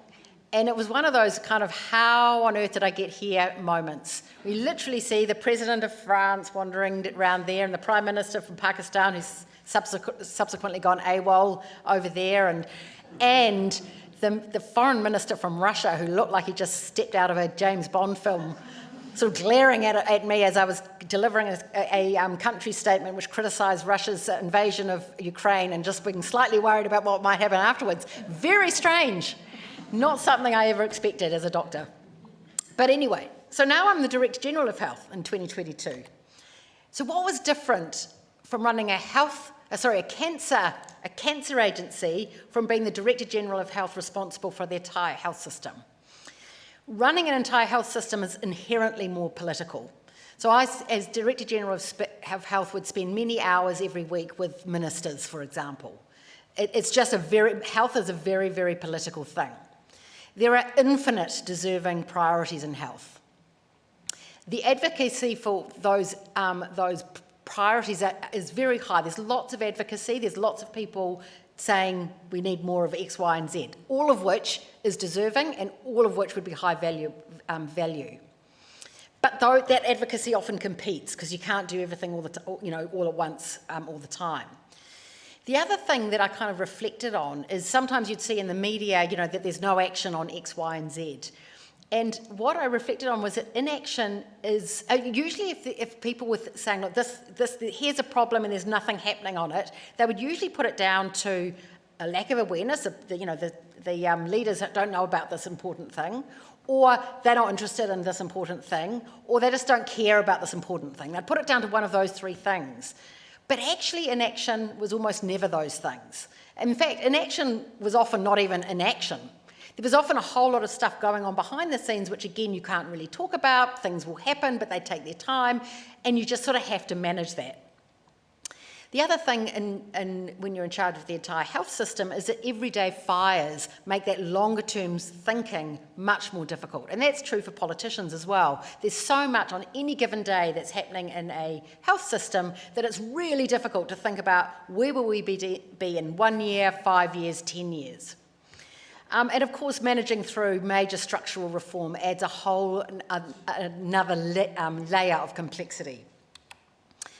But research continues to make a difference. And I'm just going to flick through these slides reasonably quickly, but just to give you a sense of how research is so important in an organisation like the Ministry of Health, which is the organisation that I led. So I'm using these 4 examples. The first is designing a learning health system, and I'll come back to what that means in a second. Doing research to inform action. So this is actually research that we did or we commissioned. Using research to inform policy, and also our role as a ministry to engage internationally to help researchers to be able to particularly to get international funding. So a learning health system is something that came out of the US, and it's sort of growing momentum around the world. And basically what it is, it's bringing together research and knowledge from all sorts of places, including, in particular, from patients and people who are using the health system, setting up the systems so that there is automatic feedback into the system so that the system learns from that and continues to improve. So that it's making sure we have data, research, and people's experiences all systematically feeding back into the system. So what we're working on with Health New Zealand is making the New Zealand health system more of a learning system, so it will start improving. The idea of learning health systems, of the benefits, the potential benefits are many. Here are some of them. The idea is to improve patient outcomes and experiences, to get better value for healthcare, to reduce inequities, to reduce the time between when new knowledge is created and it's actually implemented in the health system, and to improve population health in general. I'm going to flick over that one. Clinical trials is an important part of a learning health system. So the importance of clinical trials is that they, patients who are part of clinical trials tend to do better than patients who aren't. Also, clinicians love being part of clinical trials or running clinical trials. Running clinical trials in New Zealand means that we get evidence that relates to our own health system. So clinical trials are a win-win. Plus, economically, you get a really good, strong return on investment. So both the Ministry and Health New Zealanders and researchers around the country, including Auckland University, working together to really strengthen our capability in this country to engage in clinical trials. We've been pretty bad at this in the past, but this is a real focus for us at the moment. We also have a research and innovation fund, research and evaluation fund at the Ministry of Health, and we've commissioned a whole lot of research on things like the COVID-19 response, on getting immunisation rates up, on the health and wellbeing impacts of Cyclone Gabriel, and also just doing evaluations of work that's out there and ongoing to make sure that we are learning from what we're doing in the health system. And the final example is Horizon Europe. So we have now joined Horizon Europe. This is an EU huge program. Their budget is 90 billion New Zealand dollars. 90 billion New Zealand dollars. So that is, of course, beyond our wildest imaginings. So it's really useful if New Zealand researchers can start accessing some of that. So we have engaged with the EU. We are now members of this, which means that New Zealand researchers can apply for research from that fund. So we are involved currently with 2 partnership programs. One's about pandemic preparedness and one's about brain health, and there'll be more coming online in due course. But for obvious reasons, this is a huge benefit to New Zealand to be able to link up, work with other researchers and have access to that sort of research funding. So, deep breath. In conclusion, look, first of all, I just want to thank you for your contributions to our health system, both through research and through contributions to research, financial or otherwise. Turning research into action is a challenge, but it is one that we have to embrace if we're going to deal with those challenges that I outlined at the beginning of this talk. Building our capacity and capability to use evidence is critical for us having a smarter, healthier, more effective, more efficient and better health system for all. And innovation is a real driver to make the best use of what are always going to be scarce resources. And my final slide is that one. I wasn't expecting to put that slide in here, but there you have it. So my current steps, next steps, we'll wait and see. That's my next talk. But thank you very much.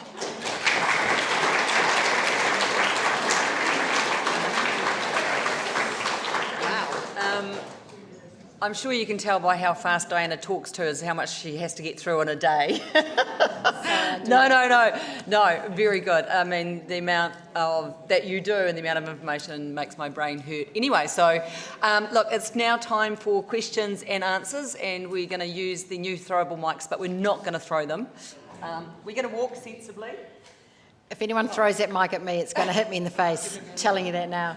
Do you want to be the thrower? No, I'll hit someone else in the face. Okay, where's the first question? There we are. And this is easier to talk into too. More fun. Check. Boo. Boo. That was Beautiful. great, Dr. Sarfati. I just want to ask you, you showed that the results for Maori people was much worse in cancer treatments and stuff, but it didn't actually cover or explain, is it because they don't go to a doctor early enough, or they're not near doctors, or they don't like to go and see doctors, if supposedly doctors and healthcare is technically relatively close to free? No, is the short answer. That's not the reason. So we looked at that. We looked at people not, for example, declining treatment and, that sort of thing. There weren't big differences between Māori and non-Māori in that regard. And then we looked, for example, the slide I showed you, which was one particular type of bowel cancer, the stage 3. So they're all at the same stage at the beginning of that time. They're all in the health system. And what we found was that difference, and it could not be explained by any of those things. So, but those things are also important. They can be also important for other things. For example, if you live a long way away from a GP or a long way away from, if you live rurally, those things can also act as barriers. So there is also that. But separate to that, there is something else that goes on.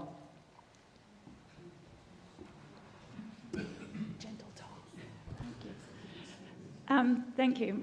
That was really, really inspiring and elucidating. So I work in the rare disease space in Department of Neurology now. However, I have had a history in diabetes and cancer research. So I've worked as a basic scientist and I now work in health clinical research.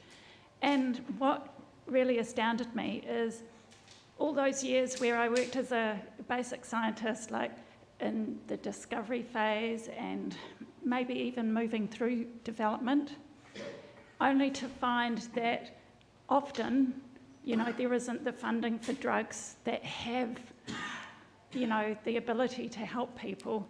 And that was eye-opening. So perhaps just a comment from you on, is there anything we can do to gently push for better distribution of drugs that are known to work well for use in New Zealand? Just to be clear, are you talking about the development of new drugs or the distribution of drugs that already exist that are shown to be effective? The latter, thank you, yeah. We have Pharmac in New Zealand. And the purpose of Pharmac is to make sure we have the most effective medicines available within a given budget, so that that they're constrained by the budget that they have. What that means is that we tend to get very good prices for medicines in general compared with many other countries, but we do also tend to be price takers in a way. So one of the problems we have globally is that the US market tends to set the prices.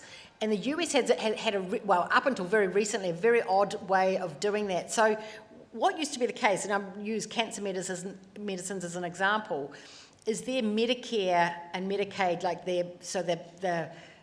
the part of their health system that looked after people aged over 65 or people that were below a certain level of poverty, they were required to fund any medicine that had been approved by their regulator, regardless of the cost, which meant that you can imagine what effect that had. The companies just went, right, well, it's going to cost this much then. And the trouble is, once you've got that market, it has this huge impact on the rest of the global market for medicines. So one of the statistics that I find really interesting is the cost of a given cancer medicine in particular, because most of the new medicines, they're disproportionately cancer medicines.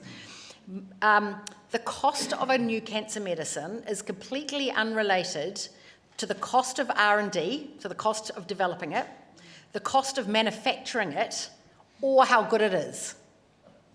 unrelated to any of those three things. It's very hard to think of anything else that's not related to the cost of developing it, the cost of making it, or how good it is.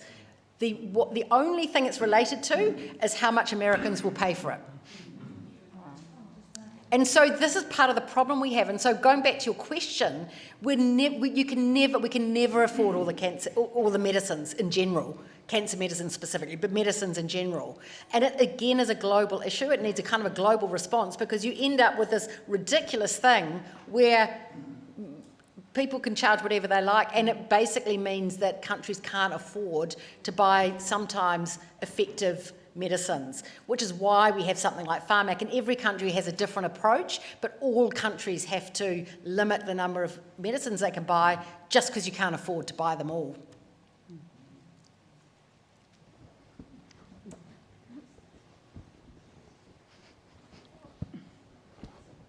Just a simple question, and that is looking at what society needs to have: health, housing and education.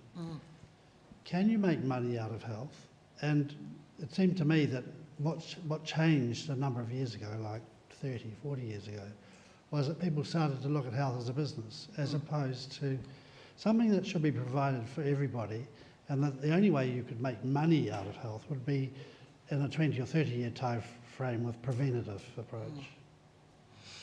I mean, again, the short answer is, of course, yes, you can make money out of health. And in fact, the example I just gave of pharmaceutical companies, and don't get me wrong, we need pharmaceutical companies to be creating new medicines, but they make a lot of money out of people's poor health. But so do many others. So certainly there is a whole lot of ways of making money out of health, and I guess there always will be.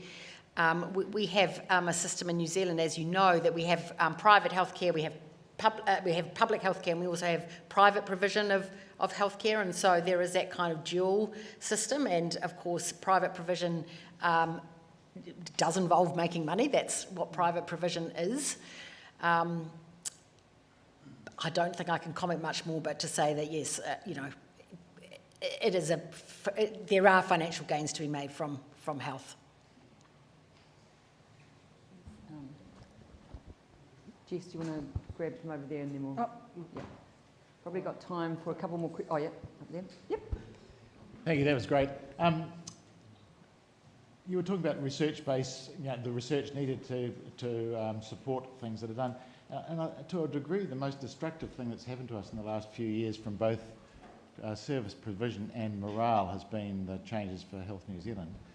Do you think there was a solid research base that supported the degree of change that's been pushed through with Health New Zealand the way it is? I mean, I think, the short answer to that is no, although it would be difficult to have a research base for a change that size. I think, though, that incorporating elements of evaluation, I guess that's where a learning health system, so we can actually understand what's happening in the health system in order to be able to make it better, is an important aspect of that. Any change of that scale is going to be many years before it settles down, and we're certainly seeing that play out. It's, I agree with you. It's the changes have been disruptive and are challenging, but there is also opportunity there. And it's how do we create the opportunity? How do we find those opportunities? And how do we shift from this kind of negative spiral to a positive one? And I guess that's the challenge at this point. Last question. Thank you very much. That was very interesting, Dr. Sarfati. Given advances in technology and medical research, why is the complexity of cancer diagnosis increasing exponentially? Oh, just that there are so many different ways of diagnosing cancer now, and there are so many different tests. There's all the genomic tests that are available, as well as imaging, different types of imaging. So there's a lot more complexity. So before, back in the day, you might have lung cancer. Now you have, a very specific genomic diagnosis for a particular cancer, which is then aligned for a very specific treatment. And so that in itself is expensive. It means that we get better diagnosis and better treatment, so better outcomes, but it's more complex and it's more expensive. So you would say the classification of cancer is becoming more specific? Yeah, just the whole process of diagnosis, because it gets down to that sort of level of detail, yeah. Okay, that makes sense. Thank you.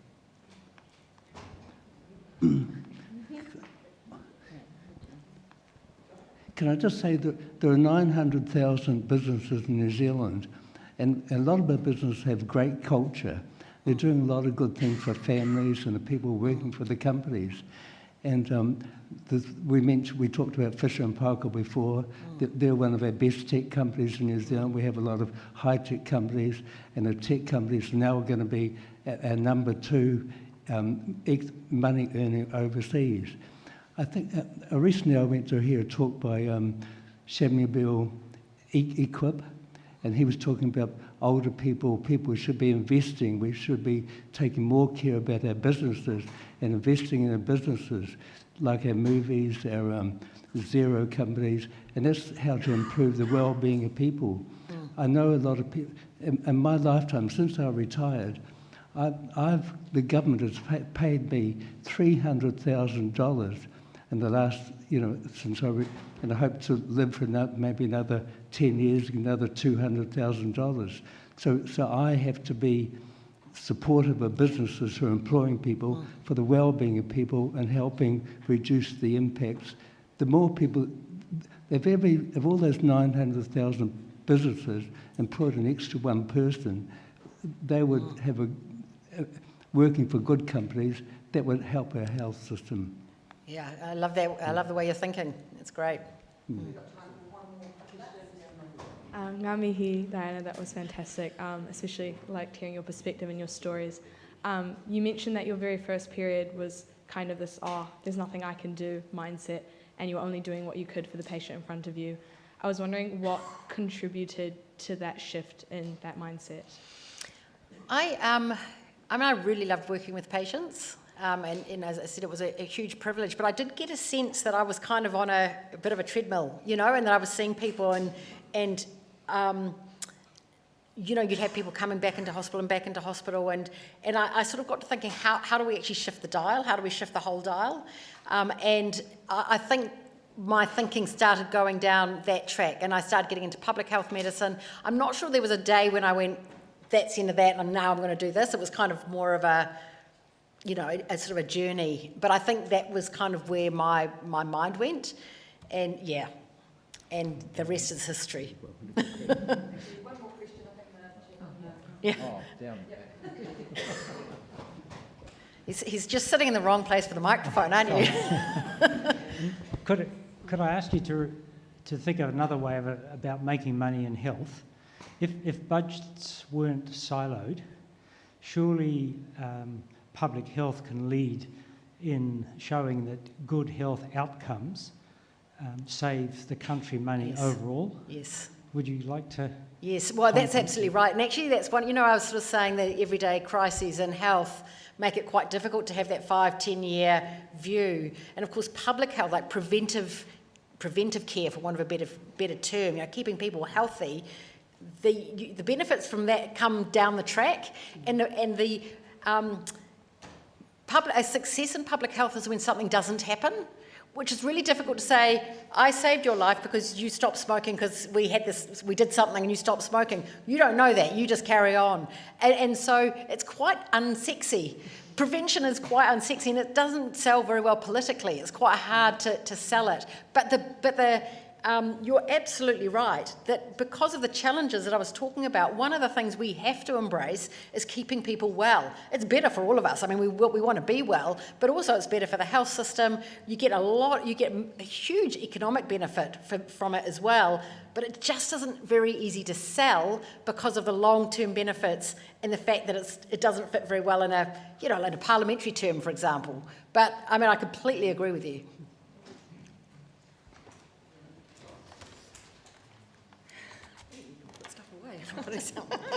Very tidy. Look, I just want to say a huge thank you, Diana. So obviously for Diana, it's been a fairly hectic time recently, and even after Diana's resignation, Diana said that she was prioritising this talk tonight, so I can't tell you how lucky we were to have Diana here tonight.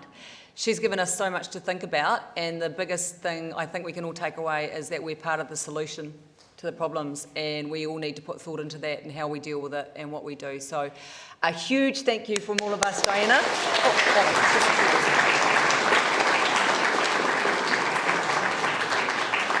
Okay, and starting from my watch now, we've got 5 minutes for a stand, stretch, chat. Thank you very much. I'm not sure. 2 points, go for 2. Thank you.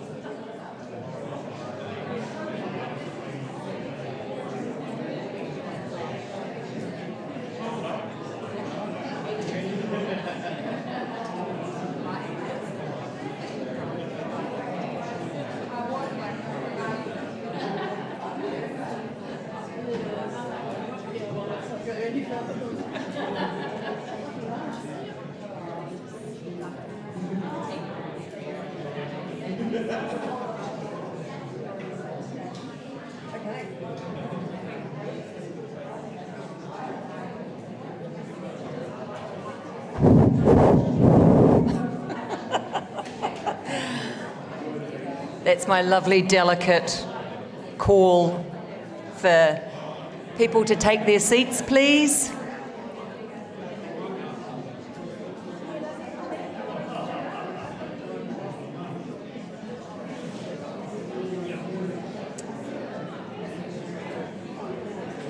Okay, if I could ask just everyone to be seated. I know that Jane is ready to present, so I would like to invite Professor Larry Chamley up here to introduce Distinguished Professor Dame Jane Harding for our last speakers of the evening. Thank you.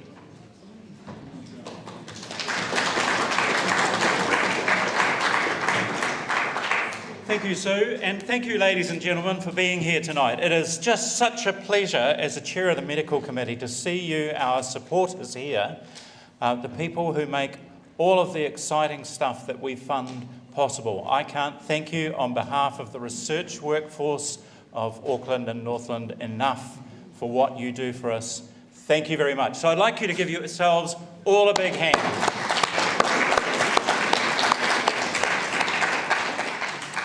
It is a personal pleasure for me to do this introduction tonight. So, a year or two back, when I was a very junior, one or two, when I was a very junior researcher, Jane was in Department of Neonatal Paediatrics at National Women's, and neonatal paediatrics was sort of attached to Department of Obstetrics and Gynecology, where I was based. And so Jane was one of those, even back then, and it is more than 1 or 2 years ago, isn't it, Jane? Even back then was one of those senior staff members that I looked up to and could see here was someone who you would want to emulate because they had a fantastic career discovering not just fun stuff, but actually stuff that makes a difference in the lives of people. And so Distinguished Professor Dame Jane Harding is a renowned neonatologist and is currently the Professor of Neonatology at the University of Auckland's Liggins Institute. Prior to this, she was Deputy Vice-Chancellor for Research for 8 years here at the University of Auckland and has collectively more than 35 years of experience in research, teaching and clinical practice. In 2020, Jane was made a Dame Companion of the New Zealand Order of Merit for services to neonatology and perinatology. She has received the Rutherford Medal and the Prime Minister's Science Prize, along with being selected as the supreme winner at the Women of Influence Awards in 2019, and she has been the recipient of many prestigious international awards. Jane was elected as a Fellow of the Royal Society of New Zealand in 2001 and is currently the President of that society.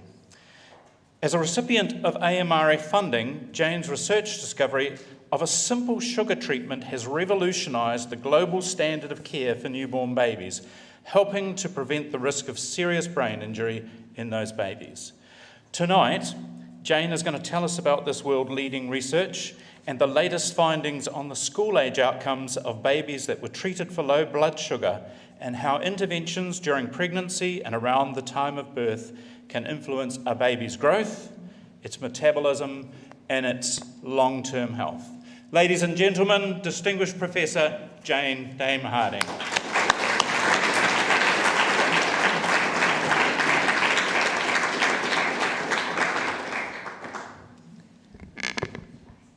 Thank you, Professor Chamley, and thank you to the AMRF for this opportunity, and congratulations to all the people involved in this amazing achievement, 70 years and so much money. I'm going to refrain from saying we're moving from the sublime to the ridiculous, merely that we're moving from the big picture to the very smallest babies. And I'm going to talk a bit about, in small picture, some of the things that Diane's been talking about in the big picture, how research makes a difference and how research here is important to make a difference here. I'm going to just talk about 3 examples, the first one in a bit more detail, low blood sugars in babies, and the other two just briefly to give you some ideas about how that's played out here in Auckland over the last more than a few years. So, low blood glucose levels in babies, it's a common problem. Lots of babies every year, lots of them getting admitted to intensive care. It's expensive, it's nasty. Why? Because glucose is the major fuel for the brain, and babies have big brains. So if you're short of glucose, it's the brain in a baby that's going to suffer. And it can cause brain damage. You can see the white bit in this MRI as areas of the brain that have been injured as a result of low sugars. Why? Because before babies are born, they get all their sugar across the placenta from their mum, and they don't need to worry about making sugar. And then somebody cuts the cord, and their nice constant intravenous infusion of glucose goes away, and they have to figure out how to make it themselves. And not surprisingly, that doesn't happen instantly. So you can see on the graph that the blood sugar levels fall over the first few hours after birth, and then they come back up again as the baby sorts itself out and learns how to make sugar itself. The trouble is, babies with low blood sugars don't look like they've got low blood sugar, so you have to actually test, do a blood test to find out. And the ones we know are at biggest risks are the babies whose mothers have diabetes, or who are big or small or preterm or sick. That's a lot of babies. That's something like nearly a third of all babies born. So we're doing a lot of blood tests and treating a lot of babies to try and prevent that brain damage. When I started working in this field, the first question we were thinking about is, couldn't we treat them better? Because our only options really for a baby with sugars that were low was to feed them, often with formula, which is not great for breastfeeding, and we all know that's important, or to put up a drip and give the baby intravenous sugar. That means admission to intensive care. It means separating the baby from the family. It's not good for the baby. It's horrible for the family. And it's expensive. So we started by saying, well, couldn't we do better? And the first thing we did is said, well, what are people doing now? And we asked every neonatal unit in Australia and New Zealand, what do you do about low blood sugars? And they all said, well, we treat them if they're less than 2.6. 2.6 just happens to be the magic number. We'll come back to that later. We also said, well, what would you do with these babies? One's a preterm baby, and the second one's the infant of a diabetic at term, and they both have a blood sugar of 2, so below the threshold for treatment. This is what they said. You can be sure if this many doctors are doing this many different things, nobody knows what they're doing, actually. We don't have a good answer. So we set about to doing a clinical trial. Diane talked about clinical trials. This was not a new treatment. This is a sugar gel. People had been using it on and off for a few years, but there'd never been a trial. And unless you've done a trial, you don't know for sure if it works. So we did the Sugar Baby study, or rather Deb Harris led it, and we said, does it reverse low sugar levels? You can see the gel, it's just a clear gel, and it gets rubbed inside the baby's cheek. It gets absorbed from their mouth. Well, it did worked really well. So you can see that treatment failure, that is, the sugar didn't come up, went down from 24% to 14%. The number admitted to NICU, to the neonatal intensive care unit, went down. The number who were formula feeding went down. So it improved breastfeeding. We were all really worried that it would make the baby sleepy and they wouldn't feed. But what it did was keep them with their mothers and avoid formula. So they breastfed better. And, coming back to the points just made, if you've got an effective treatment and you've done a proper trial and showed that it works, you can also show that it saves money. I think this trial cost us about perhaps $200,000, perhaps a bit less. And it's saving about $8 million a year in New Zealand now. The point that Diane made about actually it's really cost effective to do trials. And to our excitement, people caught on around the world and they started reporting, oh, we tried this. And guess what? They all said admission to NICU went down, and they all said breastfeeding went up. Quite a lot. And the first publication was in 2013. Within 10 years, almost all organisations around the world are now recommending use of this stuff. Now, it usually takes at least 20 years to get something into practice. So this is, by comparison, this is miraculously fast. And it's changed lives of millions of babies and families around the world because of a little clinical trial we did here. But we're really worried about low sugar levels because we want to prevent brain injury, so we needed to know what happened to these babies in the long term. And I just mentioned that assessing long-term outcomes is not a trivial exercise. You know, these kids are all over the country. We have a great team who do the follow-up, and they go all around the country and find people and do the assessments, but it is not easy to do. It's a major undertaking. You need very generous families who are prepared to take part. You need great teams, very long time frames. You can't see what a child's doing until they've grown up. You have to wait for them to grow up. It takes a long time. And it needs lots of money because it's an expensive process. And the AMRF has supported this activity over some years. The first follow-up study we did, we called it CHILD. We wanted to know, you mentioned, I mentioned that 2.6 is the magic number that we all use. Below that's low and we try to treat. But we don't actually know if that's the right number. There's not much good research. Is it about how low it is, or is it about how long it stays down, or is it about how often it stays down? So we set out to say, what predicts outcomes in this group of 600-odd children that we knew all about their blood glucose sugars in the newborn period. And we saw them at 2 years, and there was nothing that we could measure about glucose levels that had anything to do with how they were getting on at 2. Bother. And then I thought, well, actually, maybe it's not bother. Maybe that's good, because they all got treated. So maybe we're treating them at the right level and they're doing fine, and that's a really good thing to know about. So that's all right. If you think you know a good answer, don't keep looking. Because at 4, that was not true. At 4, they had worse visuomotor function and they had worse executive function. So visuomotor function is things like being able to play sport well, see hand-eye coordination, that kind of stuff.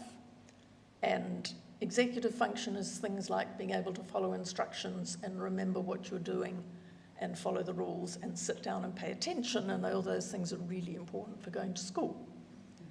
So some of these children were not set up to do well at school. Again, worst thing was, even if they only had 1 low sugar, that's what we saw. Come back to that. So how did they do at school? We're now 9 years down the track. You see what I mean about long time frames? So they're 9, they're at school. They look pretty good at school. The low sugars didn't seem to be making a big effect, but they were making small differences, particular aspects of their behaviour and their ability to concentrate. But in this group, babies who are at risk of low sugars, nearly half of them had low educational achievement. So this is a high-risk group, and the low sugars might make them worse. But it's quite subtle by the time they're 9. We could still see effects on their MRIs 9 years later, even though they're treated. So if only 1 low sugar is associated with worse outcomes, all the treatment in the world is not going to solve that. We need to go to prevention. Again, something we've just been talking about. This is on the small scale. So I, of course, had this great idea and strolled into the lab one day, and everybody groans when I said I've got an idea. They go and hide. What if we could use this nice sugar gel to prevent low sugars instead of to treat them? What if we could stop them getting that low sugar, that one low sugar that seems to be associated with worse outcomes? And everybody said, yeah, right. And then they said, well, what dose are you going to use, Jane?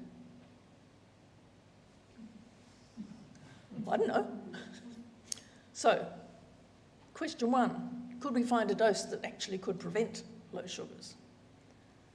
That's all right, that's not too scary. 400 odd babies, a couple of years. We did that, and we designed this trial. This is Jo Hegarty, this is part of her PhD. She's now a neonatologist across the road. AMRF funded this study. And it doesn't matter about this, we just tried lots of different doses. And we did a trial, and the answer is yes, you can prevent hypoglycemia. You could find a dose, was fine. But of course, that's just treating a number. What we wanted to know is, could we keep them out of NICU? Could we actually stop them needing treatment, reduce the amount of intervention needed? That needs a much bigger study. So we're now talking about a couple of thousand babies. So we're now talking about 16 centres around Australia and New Zealand, and about 5 years to do that trial. And the answer is no, it doesn't keep them out of neonatal units. It does reduce hypoglycemia. It does increase the glucose concentrations. It is safe and effective, but this is an at-risk group. They go to NICU for other reasons. So we've prevented the hypoglycemia, but we haven't kept them out of NICU. But of course, what we really want to know is, does it improve their brains? So now you're a much bigger problem. You're looking at what happens to them when they grow up. So you're back to the follow-up. So none of these are trivial undertakings, and you can see how the long time frames become really, really important. So we had about 1,200 children to see at 2 years.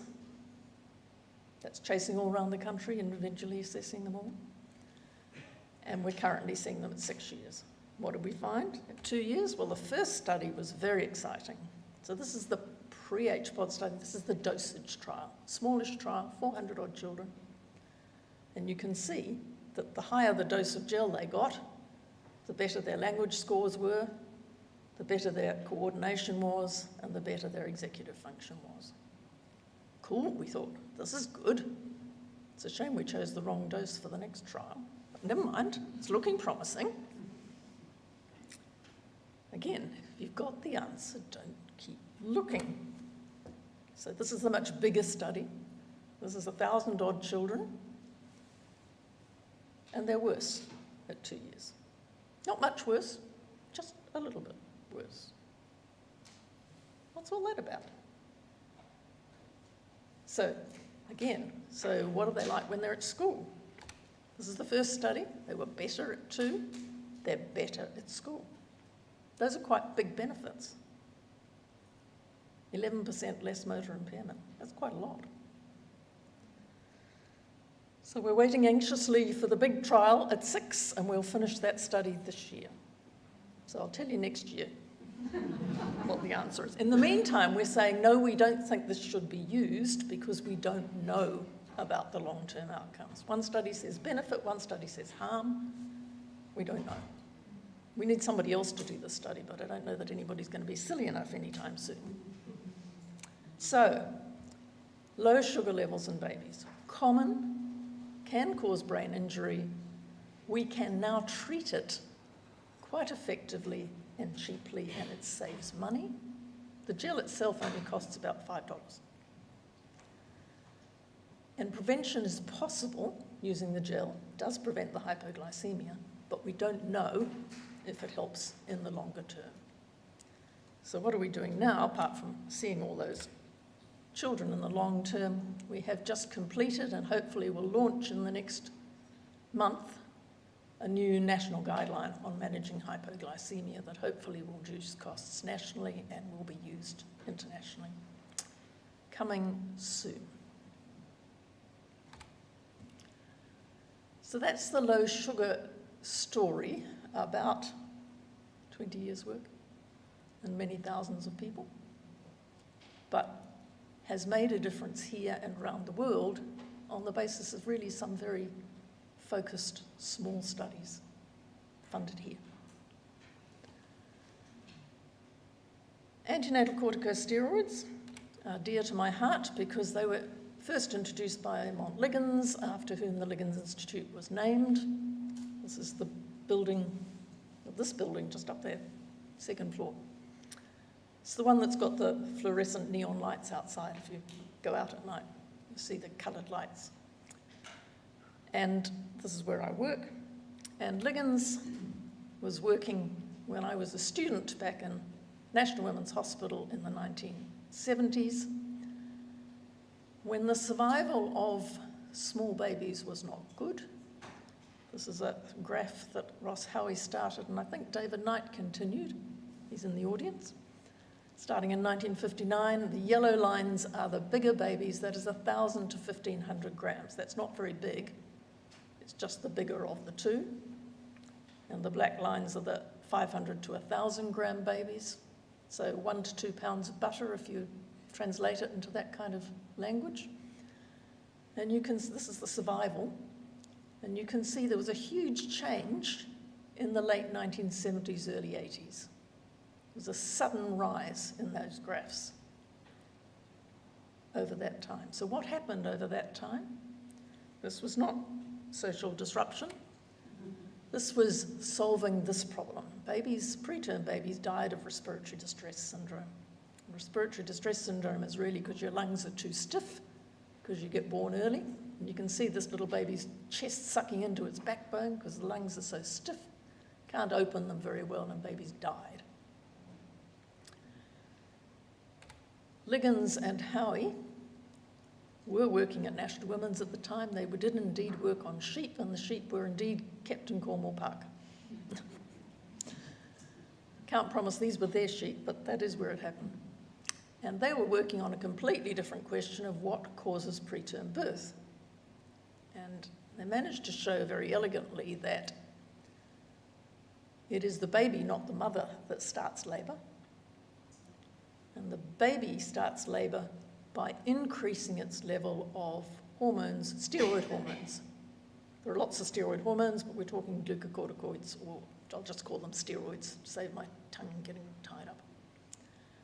And if you gave extra steroids to the mother, and they crossed the placenta, you got preterm birth. And if you prevented the steroids rising in the baby, then she'd stay pregnant forever. So steroids turned out to be critical for preterm birth. And this observation that Liggins made, they made between them in fact, was that if you gave the mother steroids and therefore caused preterm birth, some of the lambs survived. Now they all died of lung disease. They should not have survived. And they correctly interpreted this as the steroids helped mature the lungs, and if it worked in lambs, shouldn't it work in people? So they went on to do the landmark trial, and this was the original trial, randomised trial again, critical thing, first part of it published in 1972. This was dramatic stuff. Mortality going from 15% to 3%. We don't have many drugs that decrease mortality like that. And this is the trial, this is the publication that David mentioned earlier that got turned down from the from the Lancet as being not of general interest. But that's all right.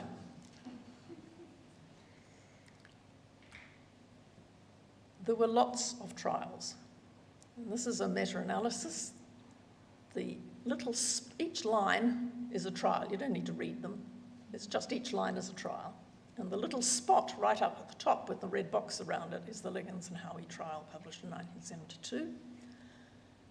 If the spot is to the left of the line, that means it's a good thing. Steroids help, in this case for lung disease, respiratory distress syndrome. If it's to the right of the line, it means they're a bad thing. You can see all the spots are to the left of the line. And the relative risk on the right-hand side is the proportionate decrease in lung disease. So 0.65, the relative risk of 0.65. If you got steroids, you had only 65% of the risk of having RDS than if you didn't.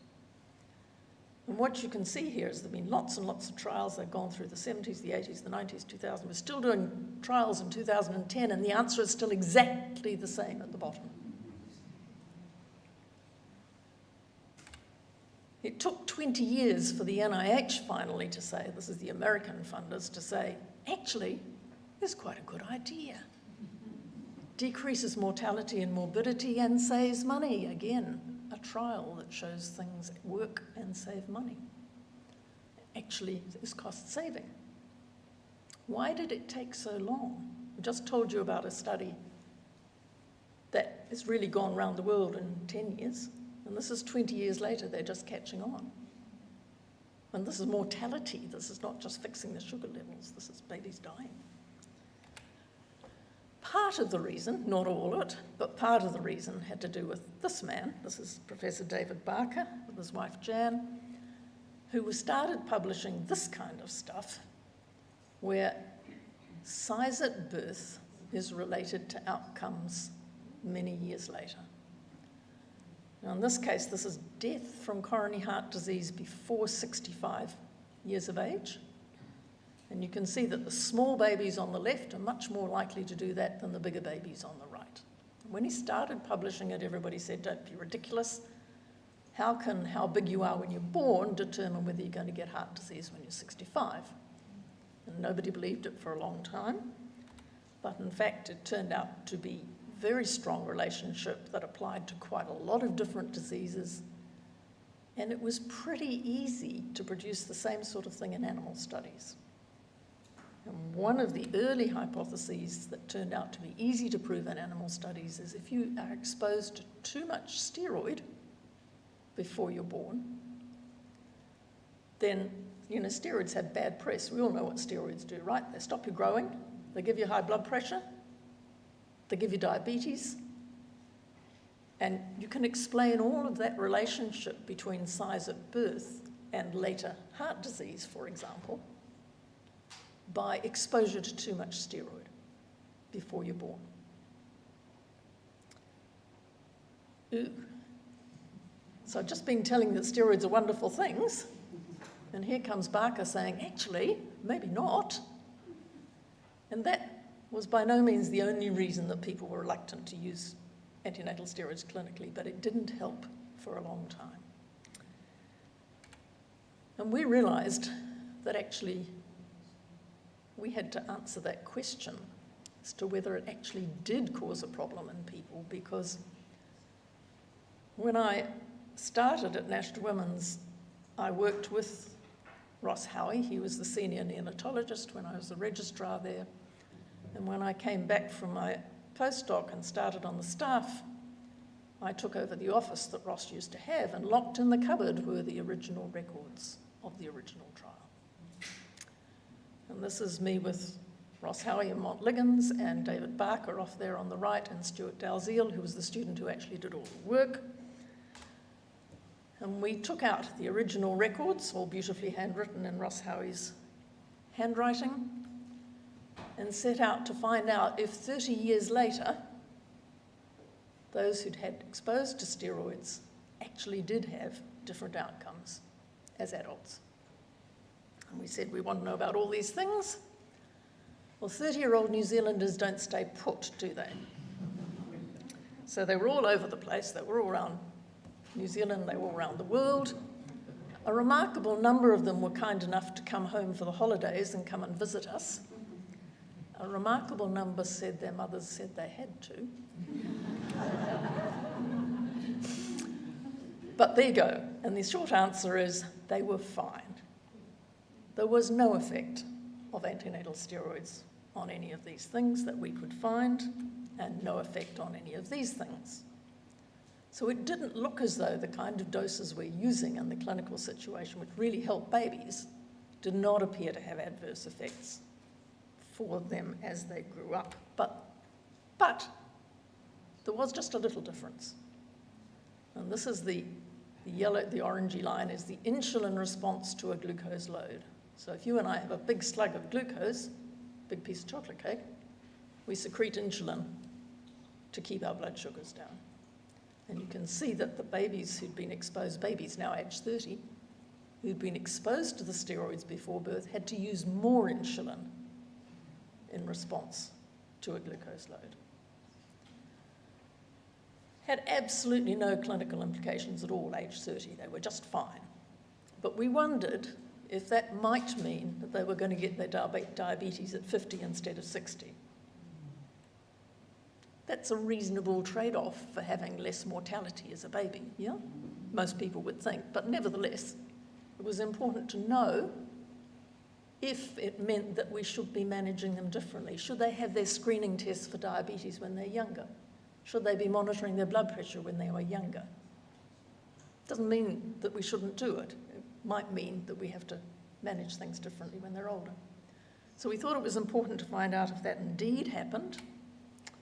So Anthony Walters has just recently finished that study. They are now age 50. I'm a paediatrician. I don't know anything about 50-year-olds. Fortunately, other people do. And 50-year-olds who were in this trial, 2/3 of them by the time they were 50 had some kind of cardiovascular risk. A lot of them born preterm, and preterm is a cardiovascular risk. But it didn't look like steroids have any bad effects. So that's really important for the world who have been reluctant to use steroids. And we have pretty conclusive evidence now, I think, that they're fine, at least up to age 50. How much longer do you want to wait?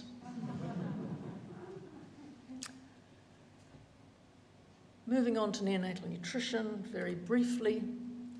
This is a problem for preterm babies. And very preterm babies are rapidly growing their brains. They should be in utero, so in this case they're doing it while they're in the nursery. And over the last few weeks of gestation, the brain volume increases by 22 mils a week. Think about 22 mils of anything. That's a lot of brain to grow every week. Yeah? 34 weeks, only 6 weeks early. Not something we worry too much about these days. They're fine in the nursery, but they've got only 2/3 of the brain size they should have when they're born. So nutrition over that period is really, really important to grow your brain. And there's been data for a long time, this kind of stuff, that says if you don't grow well, you don't grow your brain well. The white bars are the rate of impairment. The blue bars are the rates of cerebral palsy. And across the bottom is the rate of growth, weight gain in grams per kilo per day. So if you don't grow very well, if you're on the left side of that weight gain, you've got a much higher risk of having poor outcomes than if you're growing well. So we think nutrition is something that we must do as well as we can in the neonatal unit. And the problem, one of the problems with very preterm babies is it's really hard to get good nutrition into them, particularly over the first week or two. What you see here is protein intake before birth. It's nearly 5 grams per kilo per day. It's a lot. And then they get born. And we really struggle to get enough protein into them in that first week or two, for all sorts of reasons that we don't need to go into, but it's a challenging time. So we wondered if that period was a really critical period for brain growth. And if we could do something about that, could we improve outcomes? So we're back to a trial, a randomized trial. Could 1 extra gram of protein a day given to these babies over the first week make a difference? This is Barbara Cormack and Frank Bloomfield who ran this study. 400 odd babies in 8 centres. You can see on the right that indeed the ones who got the intervention did get more protein. That was what we tried to do, and it did work. They did get more protein. Worked very well, but it didn't make them grow. Bother. So you can see that this is weight change right up to 2 years of age. The outcome of the study was 2 years of age, and it made pretty much no difference to their weight gain at any time. Of course, the main outcome here was, how are they doing? We're worried about brain growth, so we said the outcome was a 2-year developmental outcome. And what were they like at 2 years? Well, on the left, you can see that it made absolutely no difference to their survival without disability, but they were more likely to have severe disability. So that extra protein looked like it was not a good thing. That's disappointing, but it's really important, because in the last 15 years, the international recommendations for how much protein these babies should get has been going up and up and up and up and up. And we've now said, no, we're overdoing this. There's all sorts of reasons why that might be, but the point is, unless you've done the trial, you don't know that. And now that we do know that, the international recommendations have come down, and we're probably getting better outcomes. So, in these tiny babies, the extra protein doesn't improve outcomes, it doesn't improve growth, and it may be damaging. And we have changed practice around the world on that basis. So New Zealand research is making a difference to babies here, it's making a difference to families around the world, and the AMRF has helped make it happen. Thank you, all of you.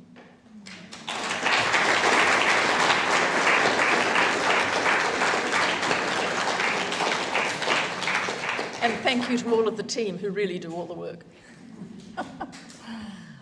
That was absolutely fantastic. Thank you, Jane. And when I know, because we funded Dr. Anthony Walters, who was doing the 50-year study, and it was pretty incredible to know that 50 years prior there'd been this study done that had made these revelations, and then to actually be able to fund something else that actually proved that the outcomes, that there was no adverse outcomes, was amazing too. So yeah, stunning work. Thank you very much, Jane. So now is time for our question and answers. So, sorry.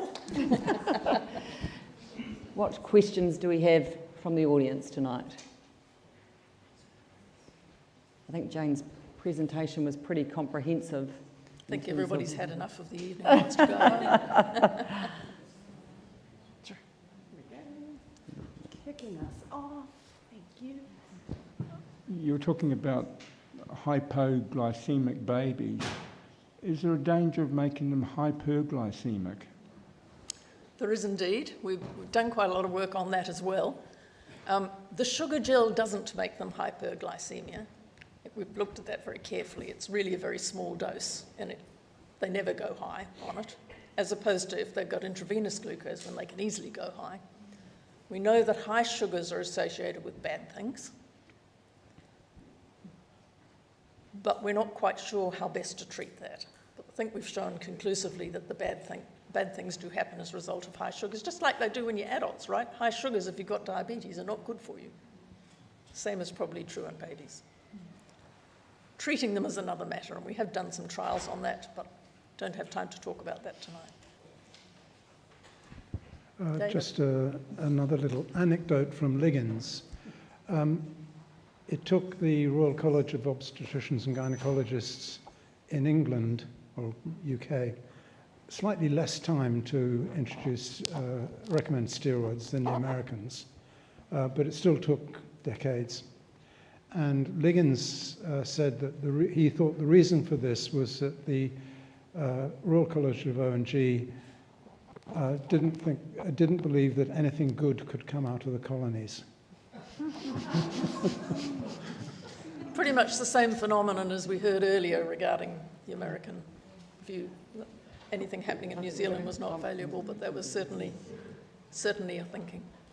That was what Liggins and Howie told us at the time. They thought that's why, one of the reasons. It's a big ask, Jane, but have you been able to make any kind of estimate of the savings cost savings to the community, and I mean not only health, education and other things related to children as a consequence of the brain damage avoided? We have done some estimates. They're not very robust, and we're going to do them again when we've finished our current study, because then we'll know what they're like at school, and that'll give us a much better idea of what the actual benefits to the community are. Our early estimates were there was definitely a cost saving, but that was when they were younger, and we need to know really at school age to do a more accurate estimate. But I showed you the healthcare savings of 8 million, and there is a lifelong saving probably. Oh, hi Jane. Is the dextrose gel just to clarify, active best practice currently? Yes, yeah. It is. And the nice thing about it, apart from the fact that it's very cheap, is that it needs very little special handling. It doesn't need to be kept in the fridge. It doesn't need, it's pretty robust, so you can use it anywhere. So it's being introduced into many low-income countries because it's, it's cheap and it's easy to manage. Thank you. You can buy it commercially now, but it's not technically a drug. So there's not the problem of the drug companies making lots of money on it. And in fact, for the first study, we made it ourselves in the hospital lab.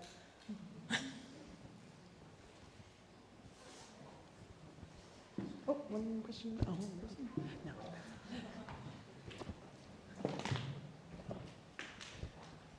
So you're still waiting for results on the 6-year follow-up for HPOD, and you mentioned that there are studies that show it's beneficial but also harmful, so it's not recommended just yet. I was wondering, is there any theories as to why it seems harmful for development? We have no idea. It may just be a chance thing. I'm guessing it's going to be the same at 6, but I don't know. You'll be around when we find out.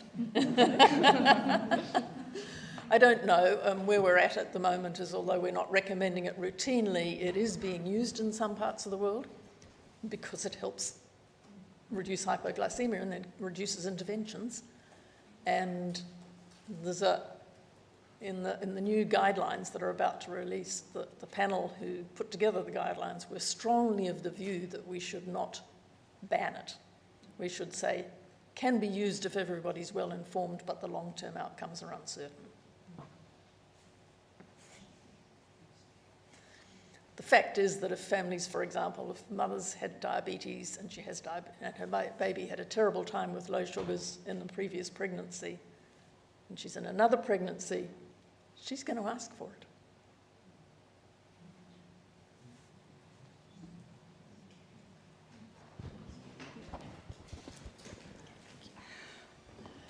So I know we all appreciate Jane's presentation tonight, and I think similarly, Jane, you have made an incredibly complicated research area sound easy and put it into terms that we could all easily understand.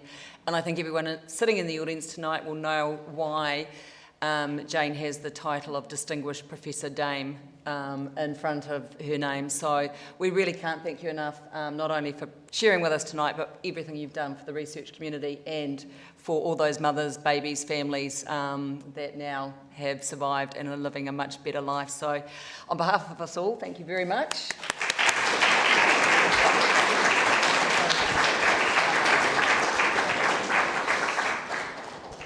So that tonight is the wrap-up for this evening's presentations. I wanted to thank you all. 3 hours is quite a long time to be sitting here with us, but I hope you'll all agree that the calibre of presentations and the research that has been shared tonight is absolutely world-class. So I'm just going to invite our extraordinary administrator, Greta Backman-Fuller, who is going to do our closing karakia for us. And by the way, Greta is the one that keeps us under control always. Not really, not really. Ahi ai pai, kua mutu a mātou mahi, mo tēnei wā. Mana akatia mai mā katoa, o mātou hoa, o mātou whānau, Aio ki te arangi. Pomare e.